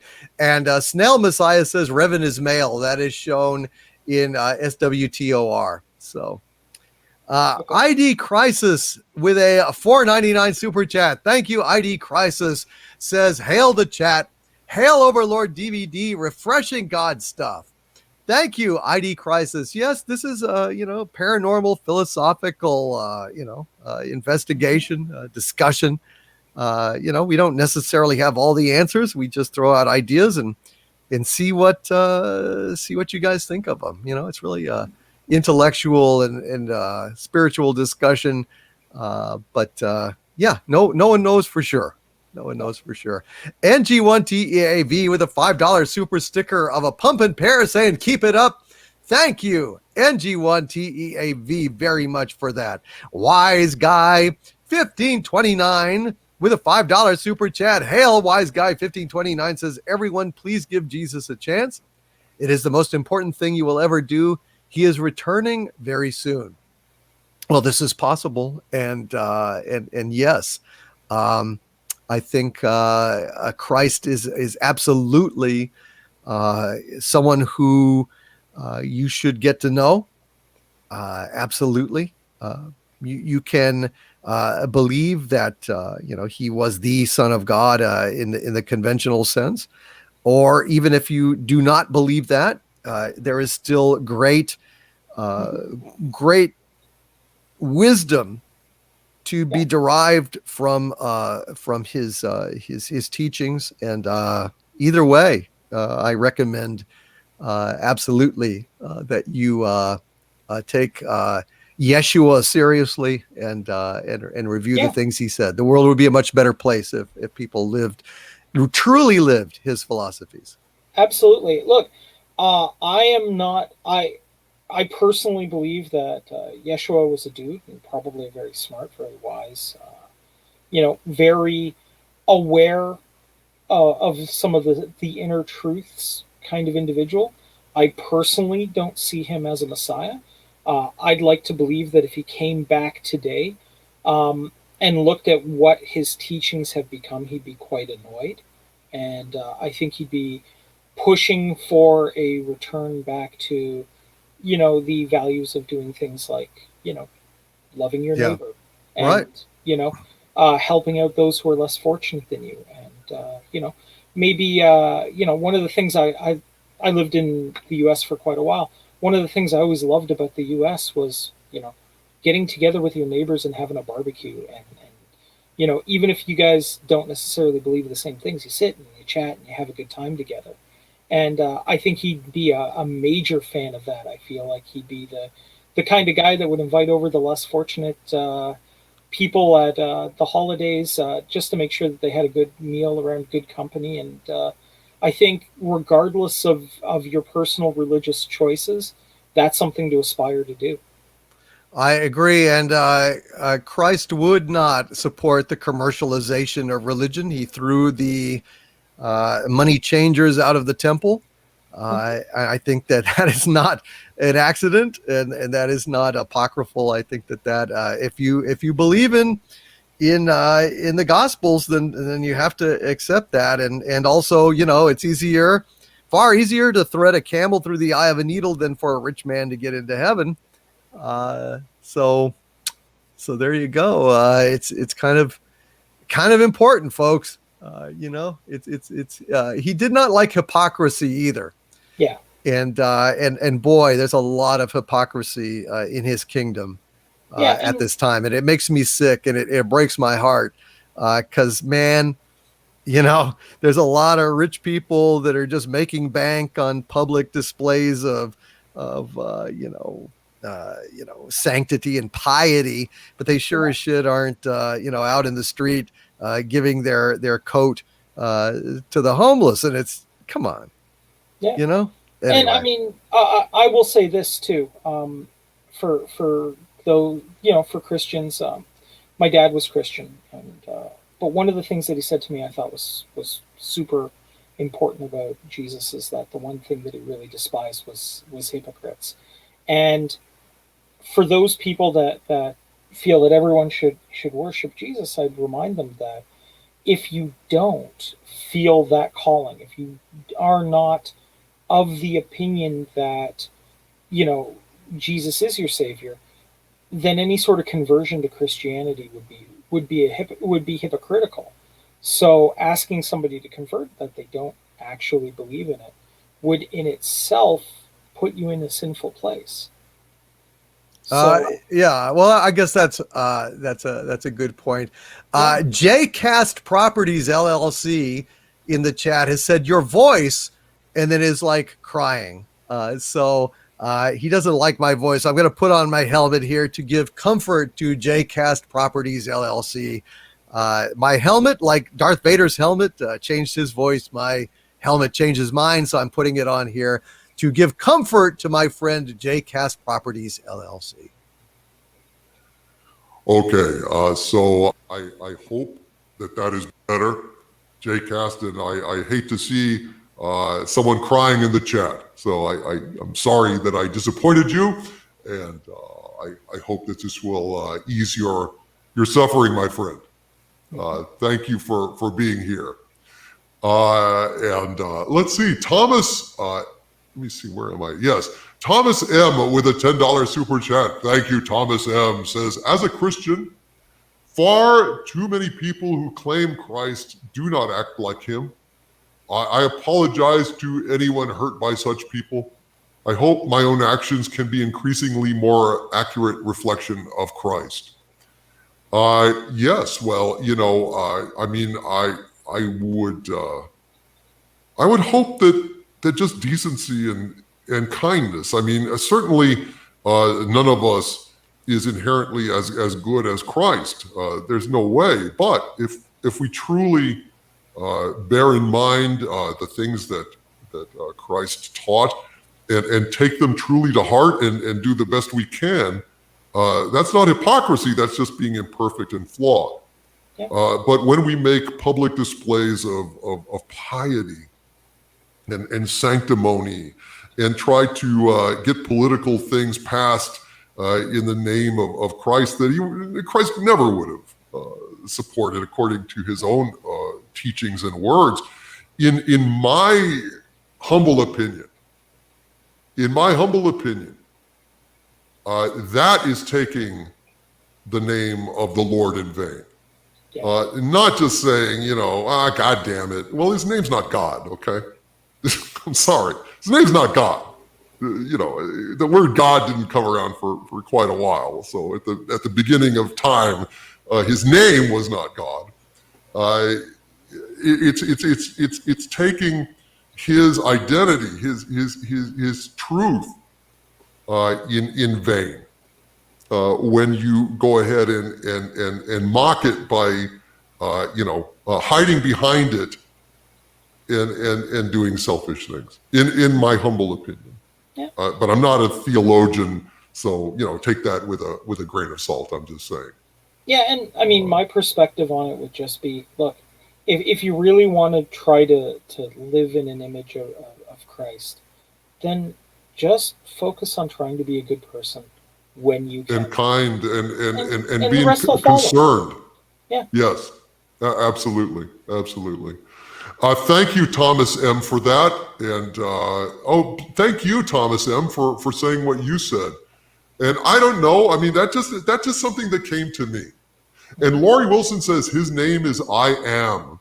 Yes, Laurie. And it is my conclusion through decades of studying non-duality and Vedanta and Eastern philosophy, I've tried to think about language and the inherent dualism in language that makes everything that you say almost inaccurate, because it is reinforcing something that is not true. That it basically everything is separate and so on. But I concluded that I am is the really only thing that you can say in language that is true, that is unequivocally true.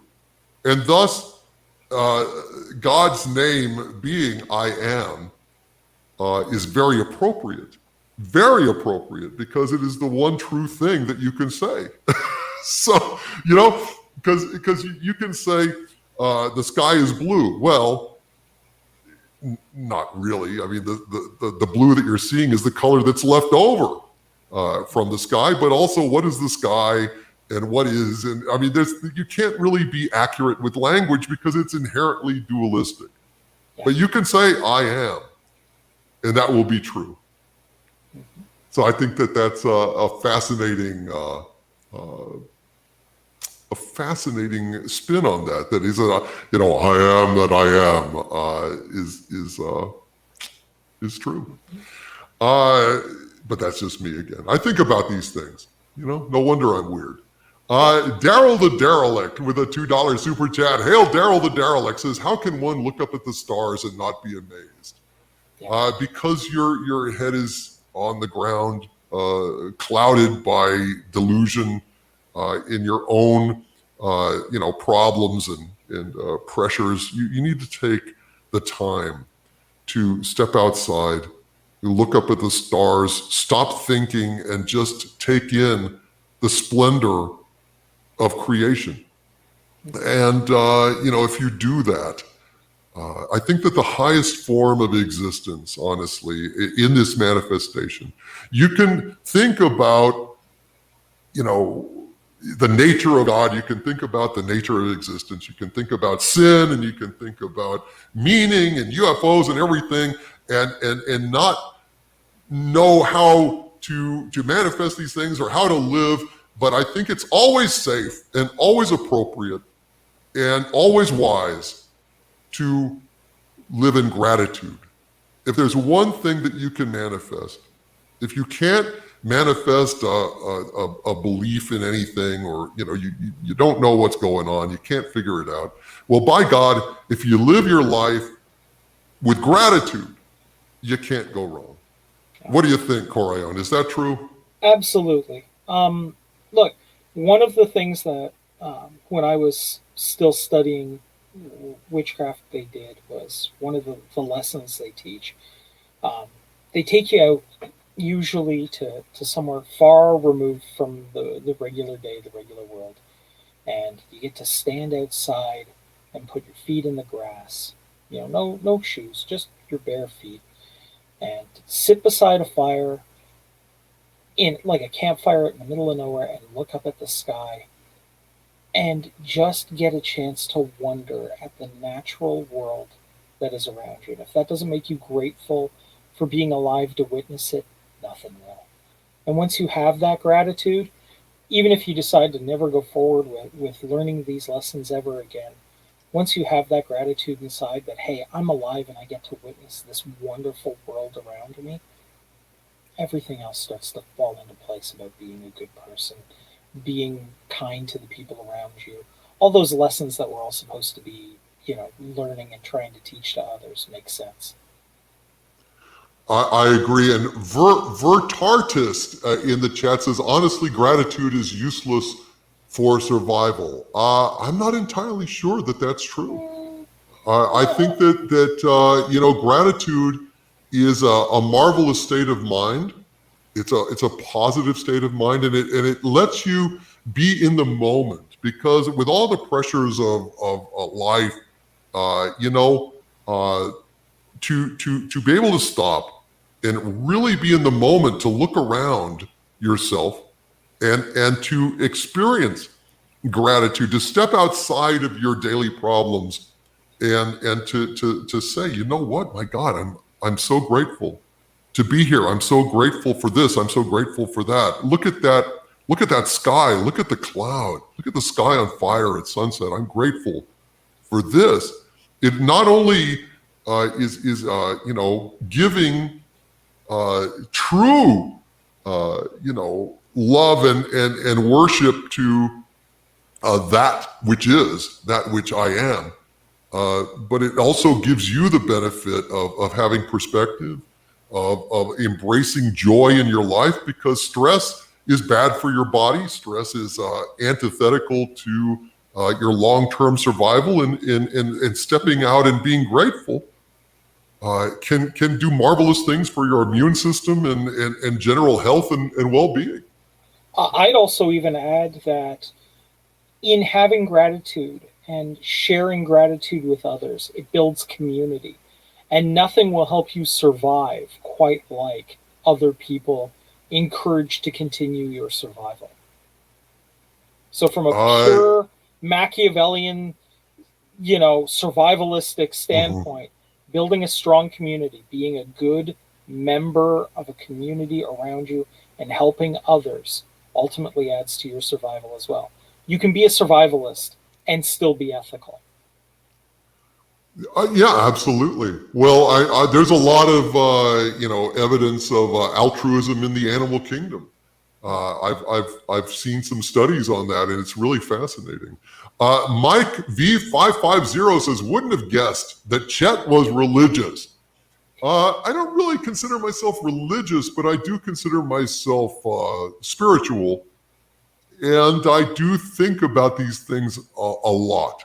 And as much as I think about pop culture, I think about,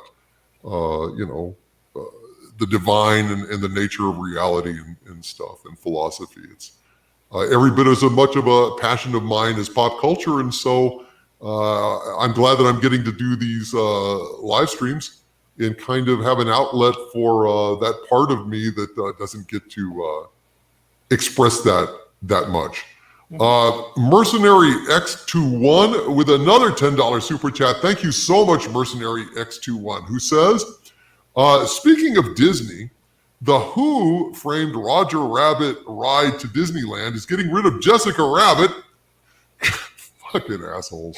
And they're going to redo it with her as the lead. And since she's a redhead, get copies of the movie now. Holy shit. You know?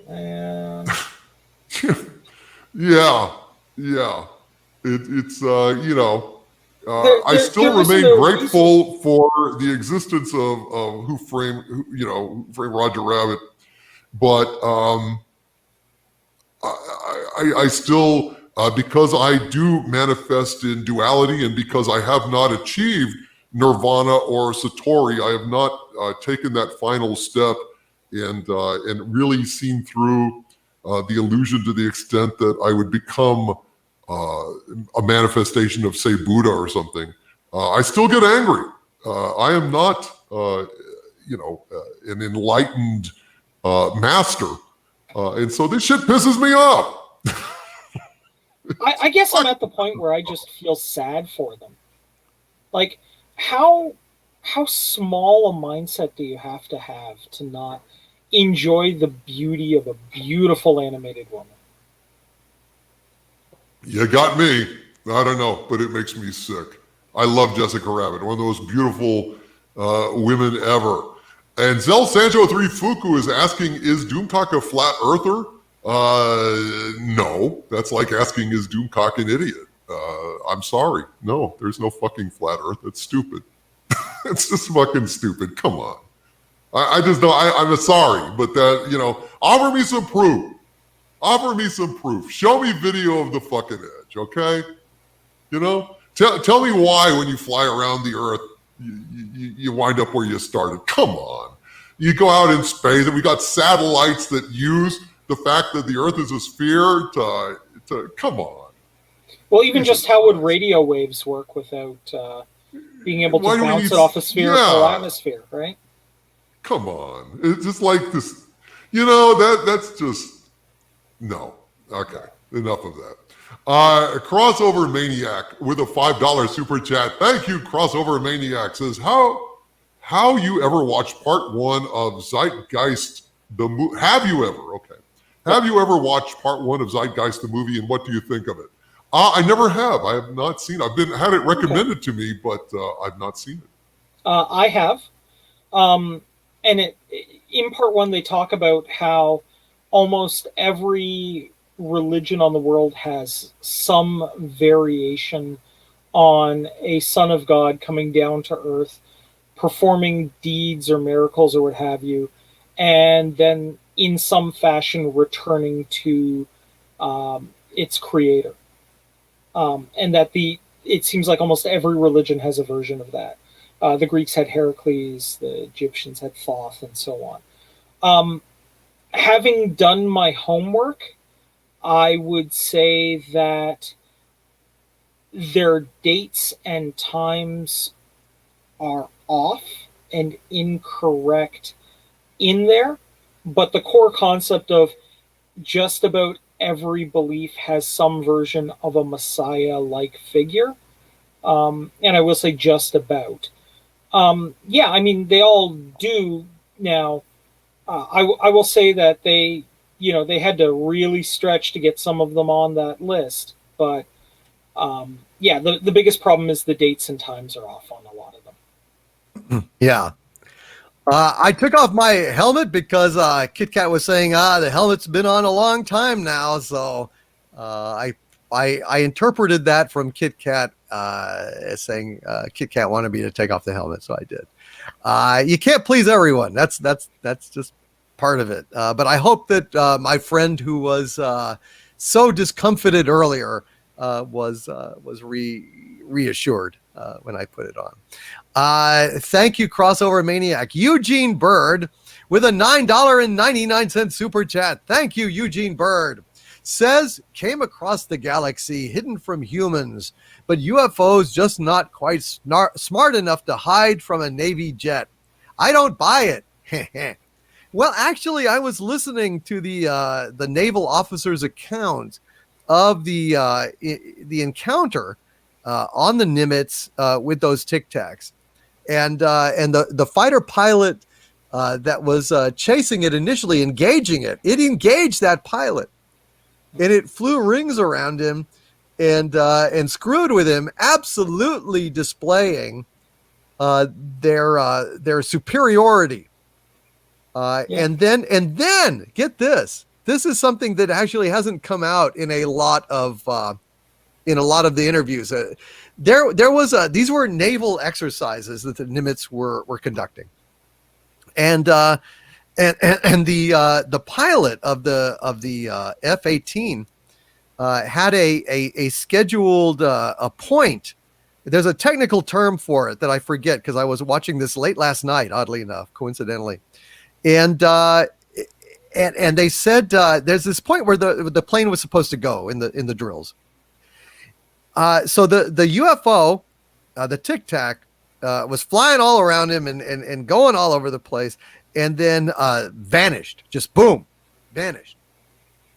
Well, when the pilot eventually proceeded to his coordinates, it was right there. It was just waiting for him. It knew the coordinates. Yeah. And it wanted to go, and it wanted them to know. So it's not a question, Eugene Bird, if they didn't want to be seen. They just every once in a while just wanted to say F you, you're going to come after me with your little silly ass plane that uses air and vacuum, huh? You go fuck yourself. Here, you come mess with me. Let's play ball. You want to play? Let's play. Yeah, it almost feels like a little kid. Our fighter jets are like little kids on tricycles. Yes. And the neighborhood teenagers just whipped by on on their first motorcycle there, right? Like, right. They don't care, right? No, they don't give a shit. And it's like the kid in the tricycle trying to chase your car. So they decided to slow down their car. Yeah. And go ahead and like zigzag around a little bit and then accelerate around the corner. And then, they know where Timmy lives and Timmy rounds the corner and then they're parked in front of his house. You know what I mean? Yeah, exactly. That's basically it. And Jingle Fett says, and not only that, it got there in the time span of a single radar sweep. Yeah. Oh, man. Woo! Hail that 70s rock fan. It's good to see you, 70s rock fan. Thank you for being here tonight. Thank you all for being here tonight. So Eugene Bird, it's not that they're not smart enough. They just don't give a shit. They just don't give a shit. But at least they're not blowing them out of the sky, which I think they probably easily could do. Yeah, or at the very least, they select their pilots like we select ours, and go for the most macho. My plane is better than your plane kind of dudes to fly them, right? Yeah, I think so. What is this? El Sancho 3 Fuku says, you hear the Chinese have created a son. Yeah. Well, so is Cardinals. Well, you've got a daughter, but. Yeah. No, they've created an artificial sun as the center for a fusion plant. So this is all about hot fusion power generation. Oh, wow. Yeah. Shit. Wow. Great. That's all we need. A meltdown straight through to, well, not China, from China. The good news is if that fusion plant ever, wound up in a situation where it cooked off and cooked off in a spectacular fashion, we'd never know. We'd be long dead before anyone figured it out. Good. Well, there you go. God knows CERN may have cast us all into a parallel universe of great suckiness. I've heard that too, because I've heard many crazy things about CERN, but some of them are not so crazy. I don't know. I wouldn't have it if I was ruling the Earth, and I will someday. I wouldn't have the damn CERN and the Hadron Collider and the fucking HARP array that superheats the fucking atmosphere. Enough, for God's sakes. No more experiments that could destroy the entire planet. Okay. Or at least do them off-world. Do them on a different planet. Yeah, if you want to take it over to, put it on the fucking moon, although I think the inhabitants of the moon might have a little problem with that shit, but we'll see. Yeah. Or they might just have one already. It's like, got one. No thanks. No thanks. Go knock on their door. Excuse me, have you heard the good news about CERN? And they say, fuck off. We already got one. It's very nice. Scott Smith has joined the channel membership at the Dementite level. Hail! Scott Smith, thank you very, very much for joining the channel membership. We really appreciate you. Very, very much appreciate you. And Divergent Zen with a $20 super chat. Hail, Divergent Zen, who says, with this very generous donation, thank you, my friend. Sorry, drinking sake. Don't apologize for drinking sake. Me, I've never liked sake. That's one alcohol that I've just never gotten behind, and I'm not entirely sure why, but I just don't like it. Have you tried the cold sake or just the warm sakes? I don't really know. I've just never liked any sake that I've had. I just don't like it. Anyway, he says, what makes me cautious about much of ancient history is Graham Hancock, relative human development, and the Younger Dryas. It seems like we lost something and don't know who we really are. Well, yeah, I don't really know enough about that. I do listen to Graham Hancock, and I think that their theories, make a lot of sense. Graham Hancock is a good guy, but I don't know. I just don't know. Okay. Without breaking any oaths I have sworn, I will say that records exist that are far more ancient than there should be. Now, granted, this is all an oral tradition that is, would have been written down in theory, of course, because I wouldn't want to break any oaths I've sworn not to reveal certain things. But there's far more information in the oral history than there should be. Right. I understand. I've heard this, but I have not seen it for myself, but I understand that there are ancient accounts of before there was a moon in the sky, which I find fascinating. If that's true, then that's pretty much sums it up, that the moon was placed there at some point. Weird, huh? Oh, definitely. Thank you, Divergent Zen, very much for all of your contributions tonight. And Michael Beacom with a $5 super chat. Hail, Michael Beacom says, was shocked by a book in a used store, The Philosophy of J.J. Abrams. There's no philosophy there. He says, after 2 chapters, lens flares and F-up franchises, what else? I never touched it. Well, you're wise to have given that book a wide berth, Michael Beacom, or so the Germans would have us believe. I don't know. Well, I honestly, that book sounds far more horrifying than any version of the Necronomicon I have ever heard of. Well, you haven't read the version of the Necronomicon I have. It's got a centerfold. You know what? I might be worth. It might be worth putting up with the madness for that. Sathat is a centerfold. Sathat is a centerfold. Oh dear, that Oh. would be bad. Yeah, That would be yeah. very bad. Well, doggone it, Coraon, I've actually gone longer than I intended to go tonight. Well, then I the time has told come, you, my friend. I told you that I needed to be done between 10 and 10:30 because I have to get up at an ungodly, unholy, horrible hour tomorrow morning. Oh God! You know what I have to get up at? I have to get up at 7 fucking o'clock. Can you believe that? I didn't know they made a 7. I know. Yeah. Any day that I get up at 7 o'clock, it better be just to go to the bathroom to take a leak. But no.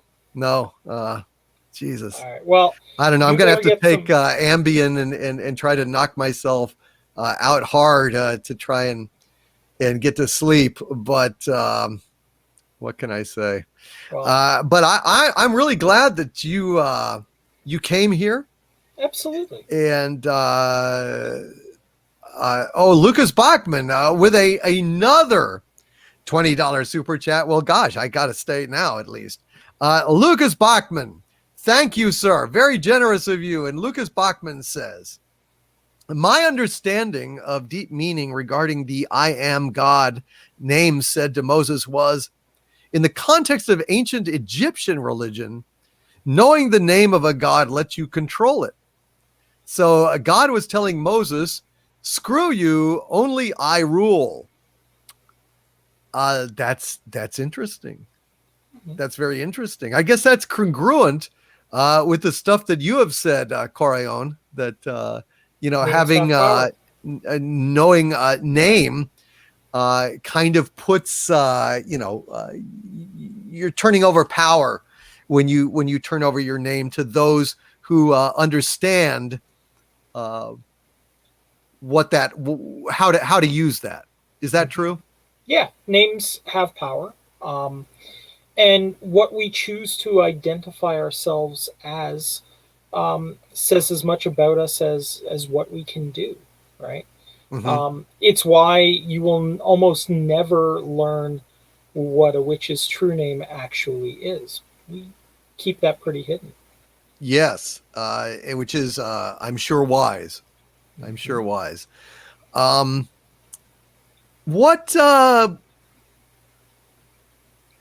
do you think?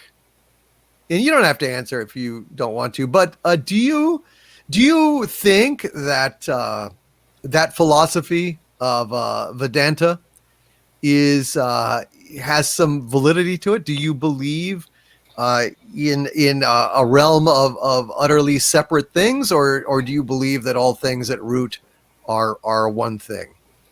Okay, so personally, I believe that while the universe has started as one thing, when it broke itself into the myriad pieces to answer the questions of life, the universe, and everything, it did so in a permanent way.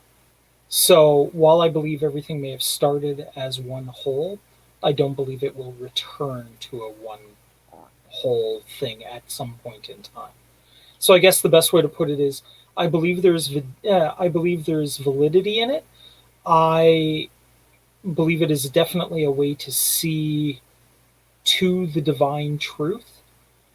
I don't know if I would say that I personally follow it as directly as you, but I believe your path is just as valid as mine.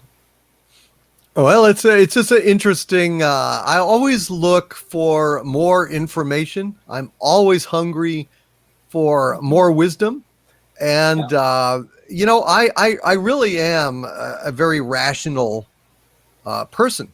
I think in Star Trek terms, I am both Kirk and Spock.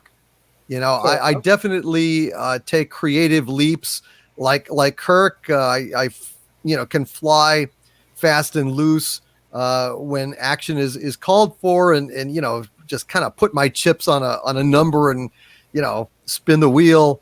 But there is an equally strong part of me, actually maybe even a little more predominant, logic, reason, evidence. I am skeptical, but open. I do not like to fool myself. I hate to fool myself. I don't want confirmation bias. I don't want wishful thinking. I want the truth. And so I do my very best to keep my eyes and ears peeled for information that is contrary, information that negates my assumptions, because I am not invested in this from an ego point of view. I genuinely want to do my best with my limited capacity to understand what divine truths I can. Yeah, I mean, I think I'm more of a Cisco. Having seen what I have seen, it would be ridiculous to doubt what I have seen. That being said, I'm still open to the possibilities of everything else being valid and true as well. Interesting. Very interesting. Rudy with a $20 super chat. Thank you, Rudy. Says religion is to teach us to live out divine values, among them goodness, kindness, but also discipline and correction. Yeah. Be nice to everyone is way off. Example, it's divine to discipline criminals. Being nice to them isn't. Well, depends on whether you see helping them correct their behavior as a kindness. Well, yeah, I don't know. I don't. I think that kindness to everyone is a wonderful thing as a base, as a base point. attitude, a starting point. But of course, if someone comes into your house trying to kill you or destroy your property, blow them the fuck away. I've got no problem with that at all. I am a pro gun rights entirely. Yeah. And I have absolutely zero problem with some asshole coming in here and trying to fuck up my shit. I'll fuck up their shit and not lose an ounce of sleep over it. But I don't go out there to try and fuck with someone else's shit. Oh no, I'm definitely a do no harm but take no shit kind of guy. Right. I do no harm to those who are innocent. But if they're threatening you, like Cornholio, Are you threatening me? Are you threatening me? Bung, TP for my bunghole. shit, we all need TP for our bunghole. And if someone tries to take TP from our bunghole, we have the right to smite them down with furious anger, in my opinion. Yeah. But I could be mistaken on that. And Rudy, thank you for that. No, I agree with you entirely. I am not a Quaker or someone who practices nonviolence in all forms. No. I mean, I would, we in craft we have a saying that to learn one must suffer, and sometimes I need to be the educator. Right. And so I definitely am not good enough to turn the other cheek. Sometimes I do. It just depends. It just depends. But for a genuine threat, fuck no, I'm not turning the other cheek. Don't count on that. That won't help you. Lance with a $5 Canadian super chat. Hail, Lance, who says, so basically a bunch of aliens could be giving us a full moon. Right, Harvey? Boy, I tell you what, that'd be pretty funny to get out of this containment field and grow, about 100, 200 stories, and then just, drop trow and bend over and say, full moon. It'd be a green moon. Yeah, it would, I think. I don't know. I've never seen your butt. It could be, multicolored like a baboon's. Hey, shut up. I don't know. Anyway, I don't know. All of these things are speculations and fun to talk about. But that we try to pierce the veil on this show. We try to say things that maybe you've never heard before, investigate things that you haven't thought of before, stir up some different ideas, different thoughts. Who knows? Who can say? But I think it's fun to talk about these things. And I do care about the nature of truth and the nature of the divine. And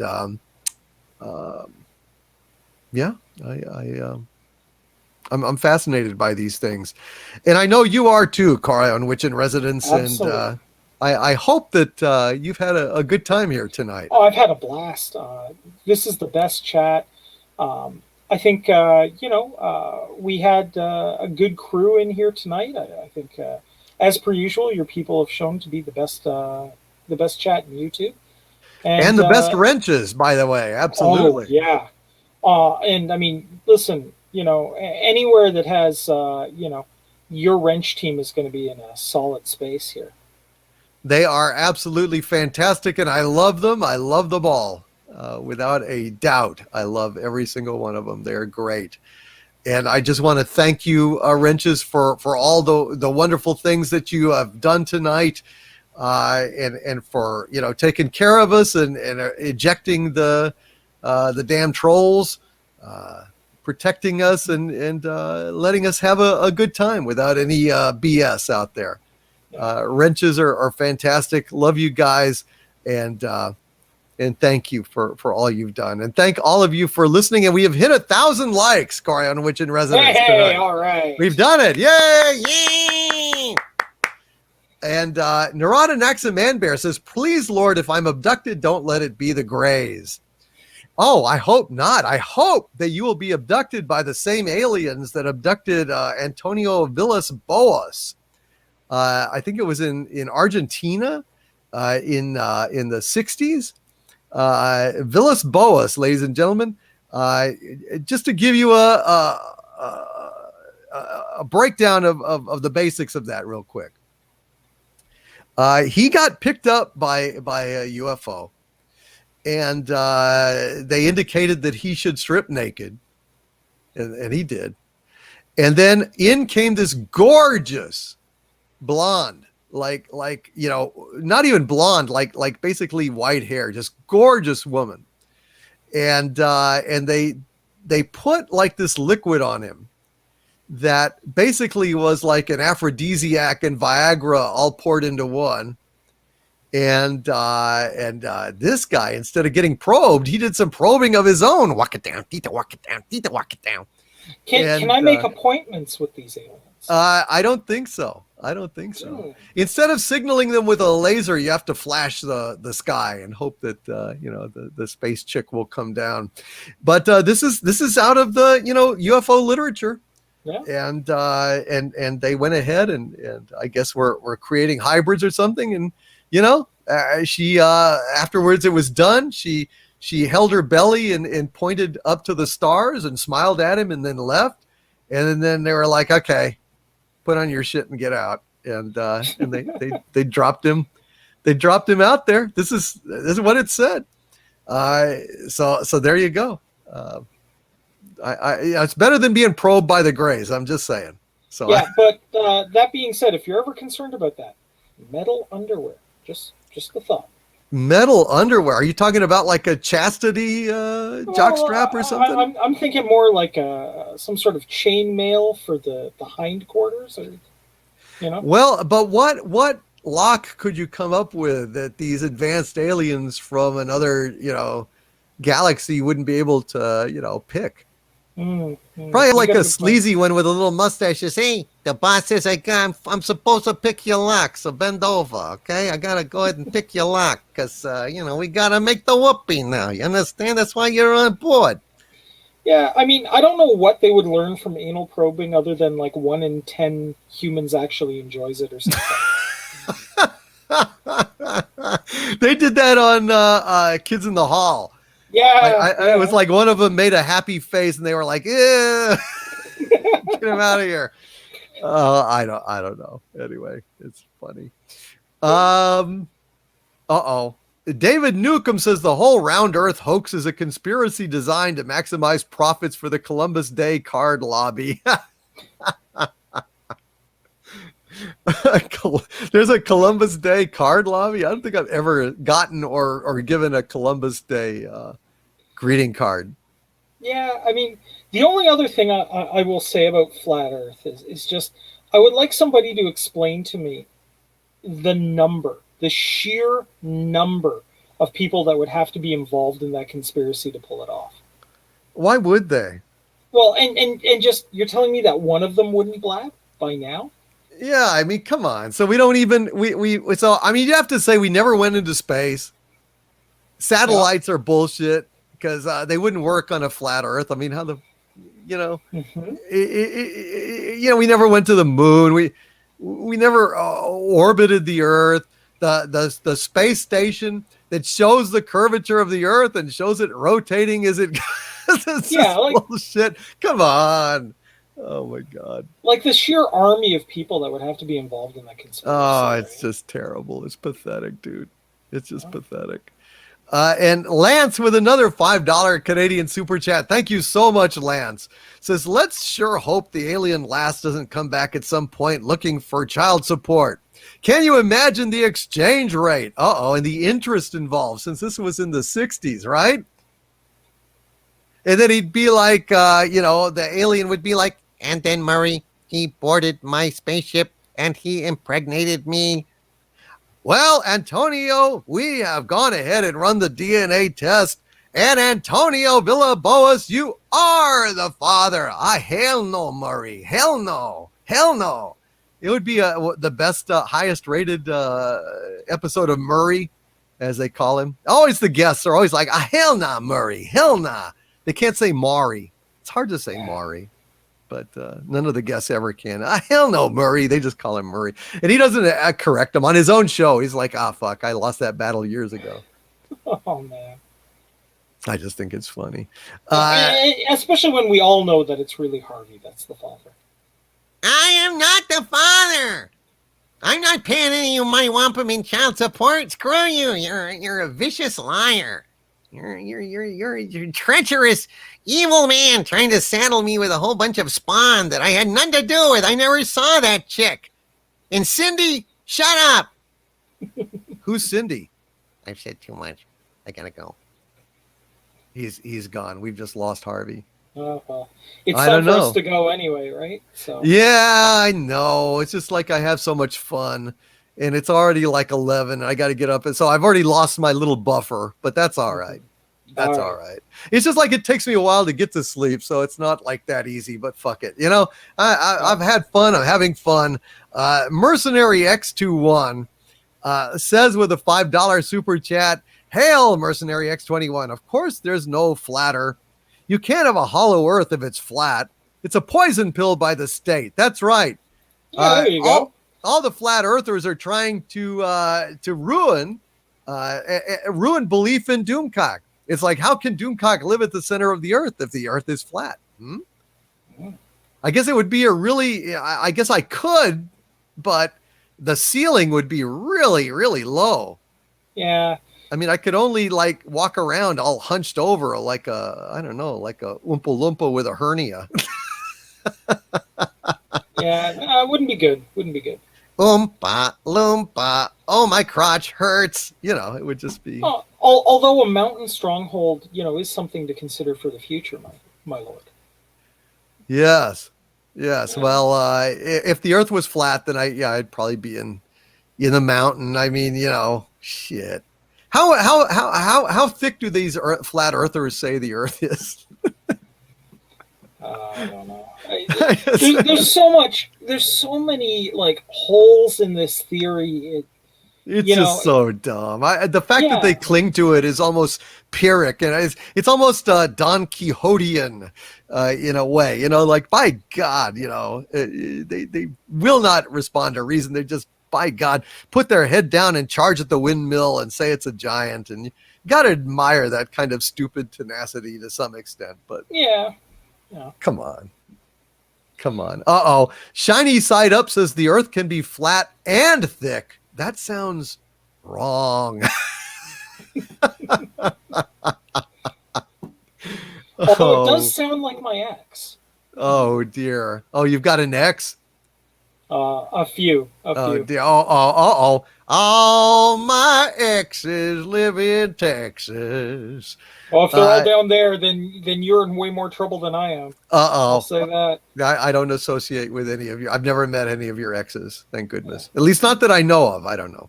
Well, you would know because upon their approach, there'd be a series of quakes and thunderstorms. and locusts. So And besides, they all got turned into newts, right? And that what happened? I You I turned will me not. into a newt. Well, they got better. I will not confirm that in any way, shape, or form. But I have been considering buying a parrot and teaching it to say things like "help, help." They turned me into a parrot, and I remember fingers and things like that. I thought that would be hilarious. Hey, Jim Max's Tide Pod Earth theory. So the Earth is a big Tide Pod. Okay. That really pisses me off. I wish I'd have gotten one of those Tide Pods before, they took them away. I don't want the ones that are green and blue now. I want the beautiful ones that are orange and white. Okay. I want a Tide Pod. Just one. I'm not going to eat it. I just want to squish it. I wondered, are they like hard or are they squishy? The ones I have are squishy. You've got do you have the orange and white ones? No, I use I ran through the old orange and white ones. See, I want an orange and white one. Yeah. How can I get one? Are they all eaten? Fucking idiots. Eating. Come on. Jesus, man, what is wrong with the world? I think it's the Kali Yuga. I really do. I think it's, things are winding down and people are just getting stupider as time goes on. I see. I've got a theory that, if we assume that every village has an idiot, and that a village is usually about 250 people, as the population of the planet goes up, so do the number of idiots. Well, I don't know, though. They seem to be multiplying like, microbes in a drop of water, as H.G. Wells would put it. Nicholas Horton with a £5 super chat. Thank you so much, Nicholas Horton. He says, Harvey is the father. All of that wampum is for the little Squidwards. Harvey's not taking the bait. He already ran.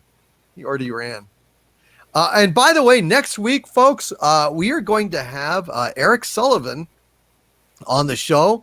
And he is going to be talking about the Bhagavad Gita and Krishna specifically. I'm really looking forward to that because we've been meaning to have that conversation for a while. And for those of you who've never read the Bhagavad Gita, it'll be a good kind of little crash course on what it is and what it says. It's really interesting. It is, I've had people tell me, it's religious and stuff. It's really not. It's actually part of a larger story cycle. The Mahabharata, what's it? God, I'm blanking here. Mahabharata, fuck it. Anyway, it's like a chapter from that, essentially. And it's more of a philosophical work than any kind of religious tract. It really is. It's a fascinating thing. And I'm looking forward to talking about it with him because he actually is an actual Vedantist. He actually is a follower of Krishna. I look at it more as a philosophical treatment. But it'll be interesting to talk to him. The Bhagavad Gita is one of my favorite books, and it will be a fascinating discussion with him. Little Squidwards, Nicholas. Jay Chimpansky, hail Jay Chimpansky, who with a $5 super chat presents us with a deep thought. He says, deep thought. What if alien spaceships are powered by the Philosopher's Stone? That would be interesting. I would ask you, Coraon Witch in Residence, do you know anything about the Philosopher's Stone? Is that bullshit? Isn't that just a metaphor for perfecting the inner alchemist, or is that supposedly real at some point? Well, okay. Here's what I will say to that. I used to think it was purely a philosophical concept, and that alchemical work had turned more into philosophy in the modern day, and I think that's true. But then I started reading some of the actual reports of people who claim to have encountered Nicholas Flamel, who is supposedly the only person to have succeeded in making one. Mm-hmm. And they all share certain commonalities that make me wonder, maybe there is something to it. Now, I am not as deeply versed in alchemical lore on that side of things, I was always more interested in homunculi. But um, my understanding is it is, there's a philosophy there, but there's also a lot of people who claim to have worked in it. And I would argue that if the Philosopher's Stone exists, it would most likely be a chemical that is very good at opening up people's minds to possibilities, which would explain its logic. So I would argue that the Philosopher's Stone might be some form of MDMA or magic mushrooms or something along those lines. If I had to kind of put things together with the information that I've gleaned over the years. So I would say it's possible. It's possible the Philosopher's Stone is real. Using it as a fuel source, I don't know about that. But, I mean, science has managed to turn lead into gold in the lab now. We can do that. It's just not cost effective. So that I did not know. They're able to turn lead into gold?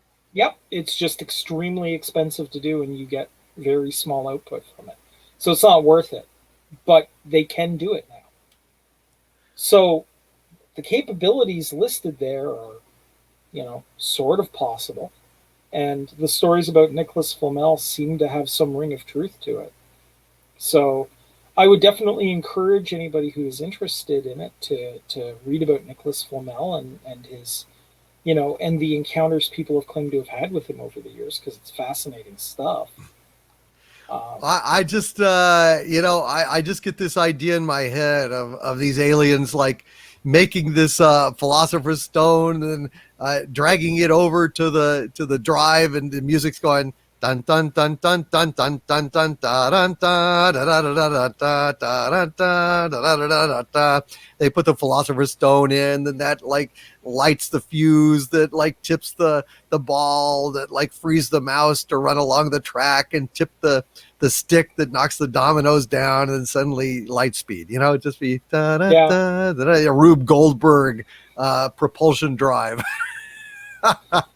Yeah, and it's like, when the truth of the matter is, all of this does is like the Philosopher's Stone just like touches a button that activates the warp drive or something. Exactly.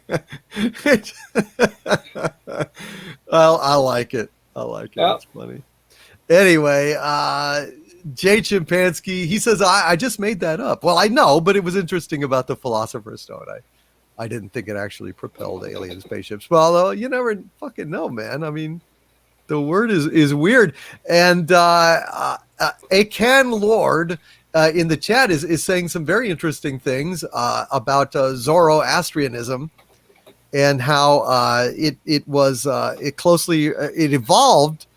into Vedic texts and Vedanta and so on and so forth. But Ahura, isn't it Ahura Mazda and what was the evil Aruman? I forget the evil and the good elements in Zoroastrianism. Although that's where thus spake Zarathustra comes from. Zarathustra was part of Zoroaster and was referenced by Nietzsche, as I recall. Yes. It's interesting stuff. Thank you, Jay Chimpansky. And Divergent Zen says, literally no reason for the stone. Plenty of rocky objects have rare minerals. And Stuart Mitchell points out propane and propane accessories. I think that those ships have to be powered by the pure blue flame of propane.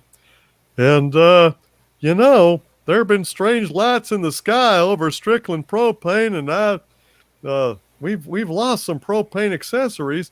I wonder if those gray guys have gone ahead and stole some of our propane accessories and propane to fuel their, flying saucer thingies.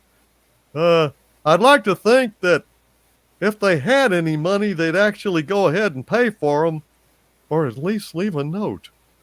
Yeah, well, they're very entitled. I think that'd be more in the Dale territory there, but I think so.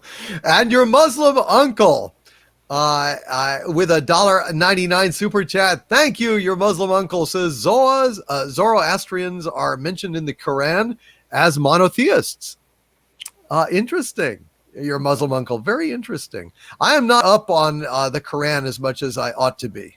I really ought to investigate that.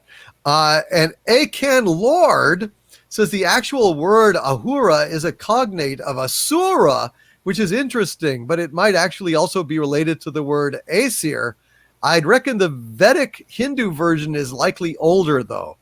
Fascinating. Hey, Akan Lord, why don't you drop me a line? Send me an email at dictorvandoomcock@gmail.com. Wrenches, would you put my Gmail address in there? Akan Lord, drop me a line. It's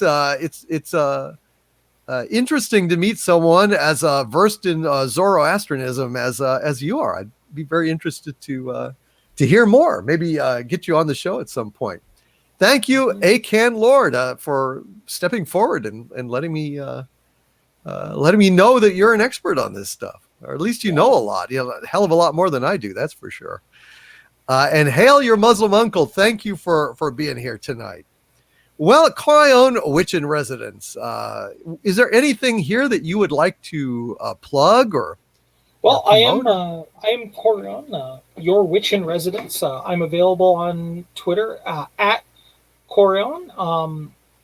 I am also in the process of starting my YouTube channel. I'm putting together some scripts. I'm getting everything together. I'm just realizing that doing multimedia stuff is way, way harder than I thought it was going to be.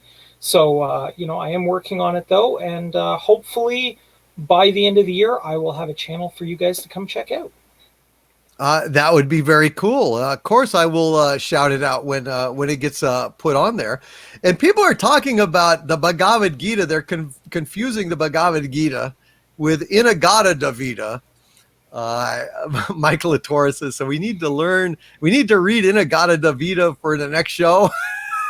Iron Butterfly. Inagata Davida, baby.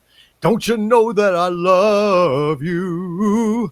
I love that song. Man, I love that fucking song. I like the long version. I love the drum solo. I don't generally like drum solos, but holy shit, that is some great stuff. You know, it was originally called In the Garden of Eden, don't you? Yeah. And what happened was the bandmate came home and found the guy drunk, just really drunk, and he was slurring. And he said, I wrote a song. He's like, what song is it? He says, In the Garden of Eden. And, it was in a Garden of Eden, but, the guy goes to bed and passes out, but his roommate remembers that. And then he's like, that's the best damn thing. So, and the next day when he gets up, he says, In a Garden of Eden. He says, no, this song is called Inagata Davida. And it's like, okay, whatever, dude. Do you know that they recorded that? I think they got it on the first take. That's impressive. If I'm not mistaken, I think they just basically did one take of it. That's very impressive. That's what I heard. It might be apocryphal, of course, but that's what I heard. Yeah. Well, anyway, Coraon, thank you for being here. I really appreciate it. Thank you to everyone who attended this. This was a great deal of fun. It went longer than I intended, and I've got to get my dumb ass to bed as fast as humanly possible and knock myself out as best I can. But thank you, guys. I hope you will join me for Friday Night Frolics, which is an entirely different show full of fun, frivolity, comedy, song parodies, celebrity impressions, and just occasional rants and nonsense. I'll see you guys Friday. Thank you, and I hope I'll see you next Wednesday for the next Piercing the Veil. From the center of the earth, this is none other than Dictor Van Doomcock bidding you all, my friends, stay safe and stay angry. Good night, everybody. Good night, everybody. Good night, guys. Take care. Good night, y'all.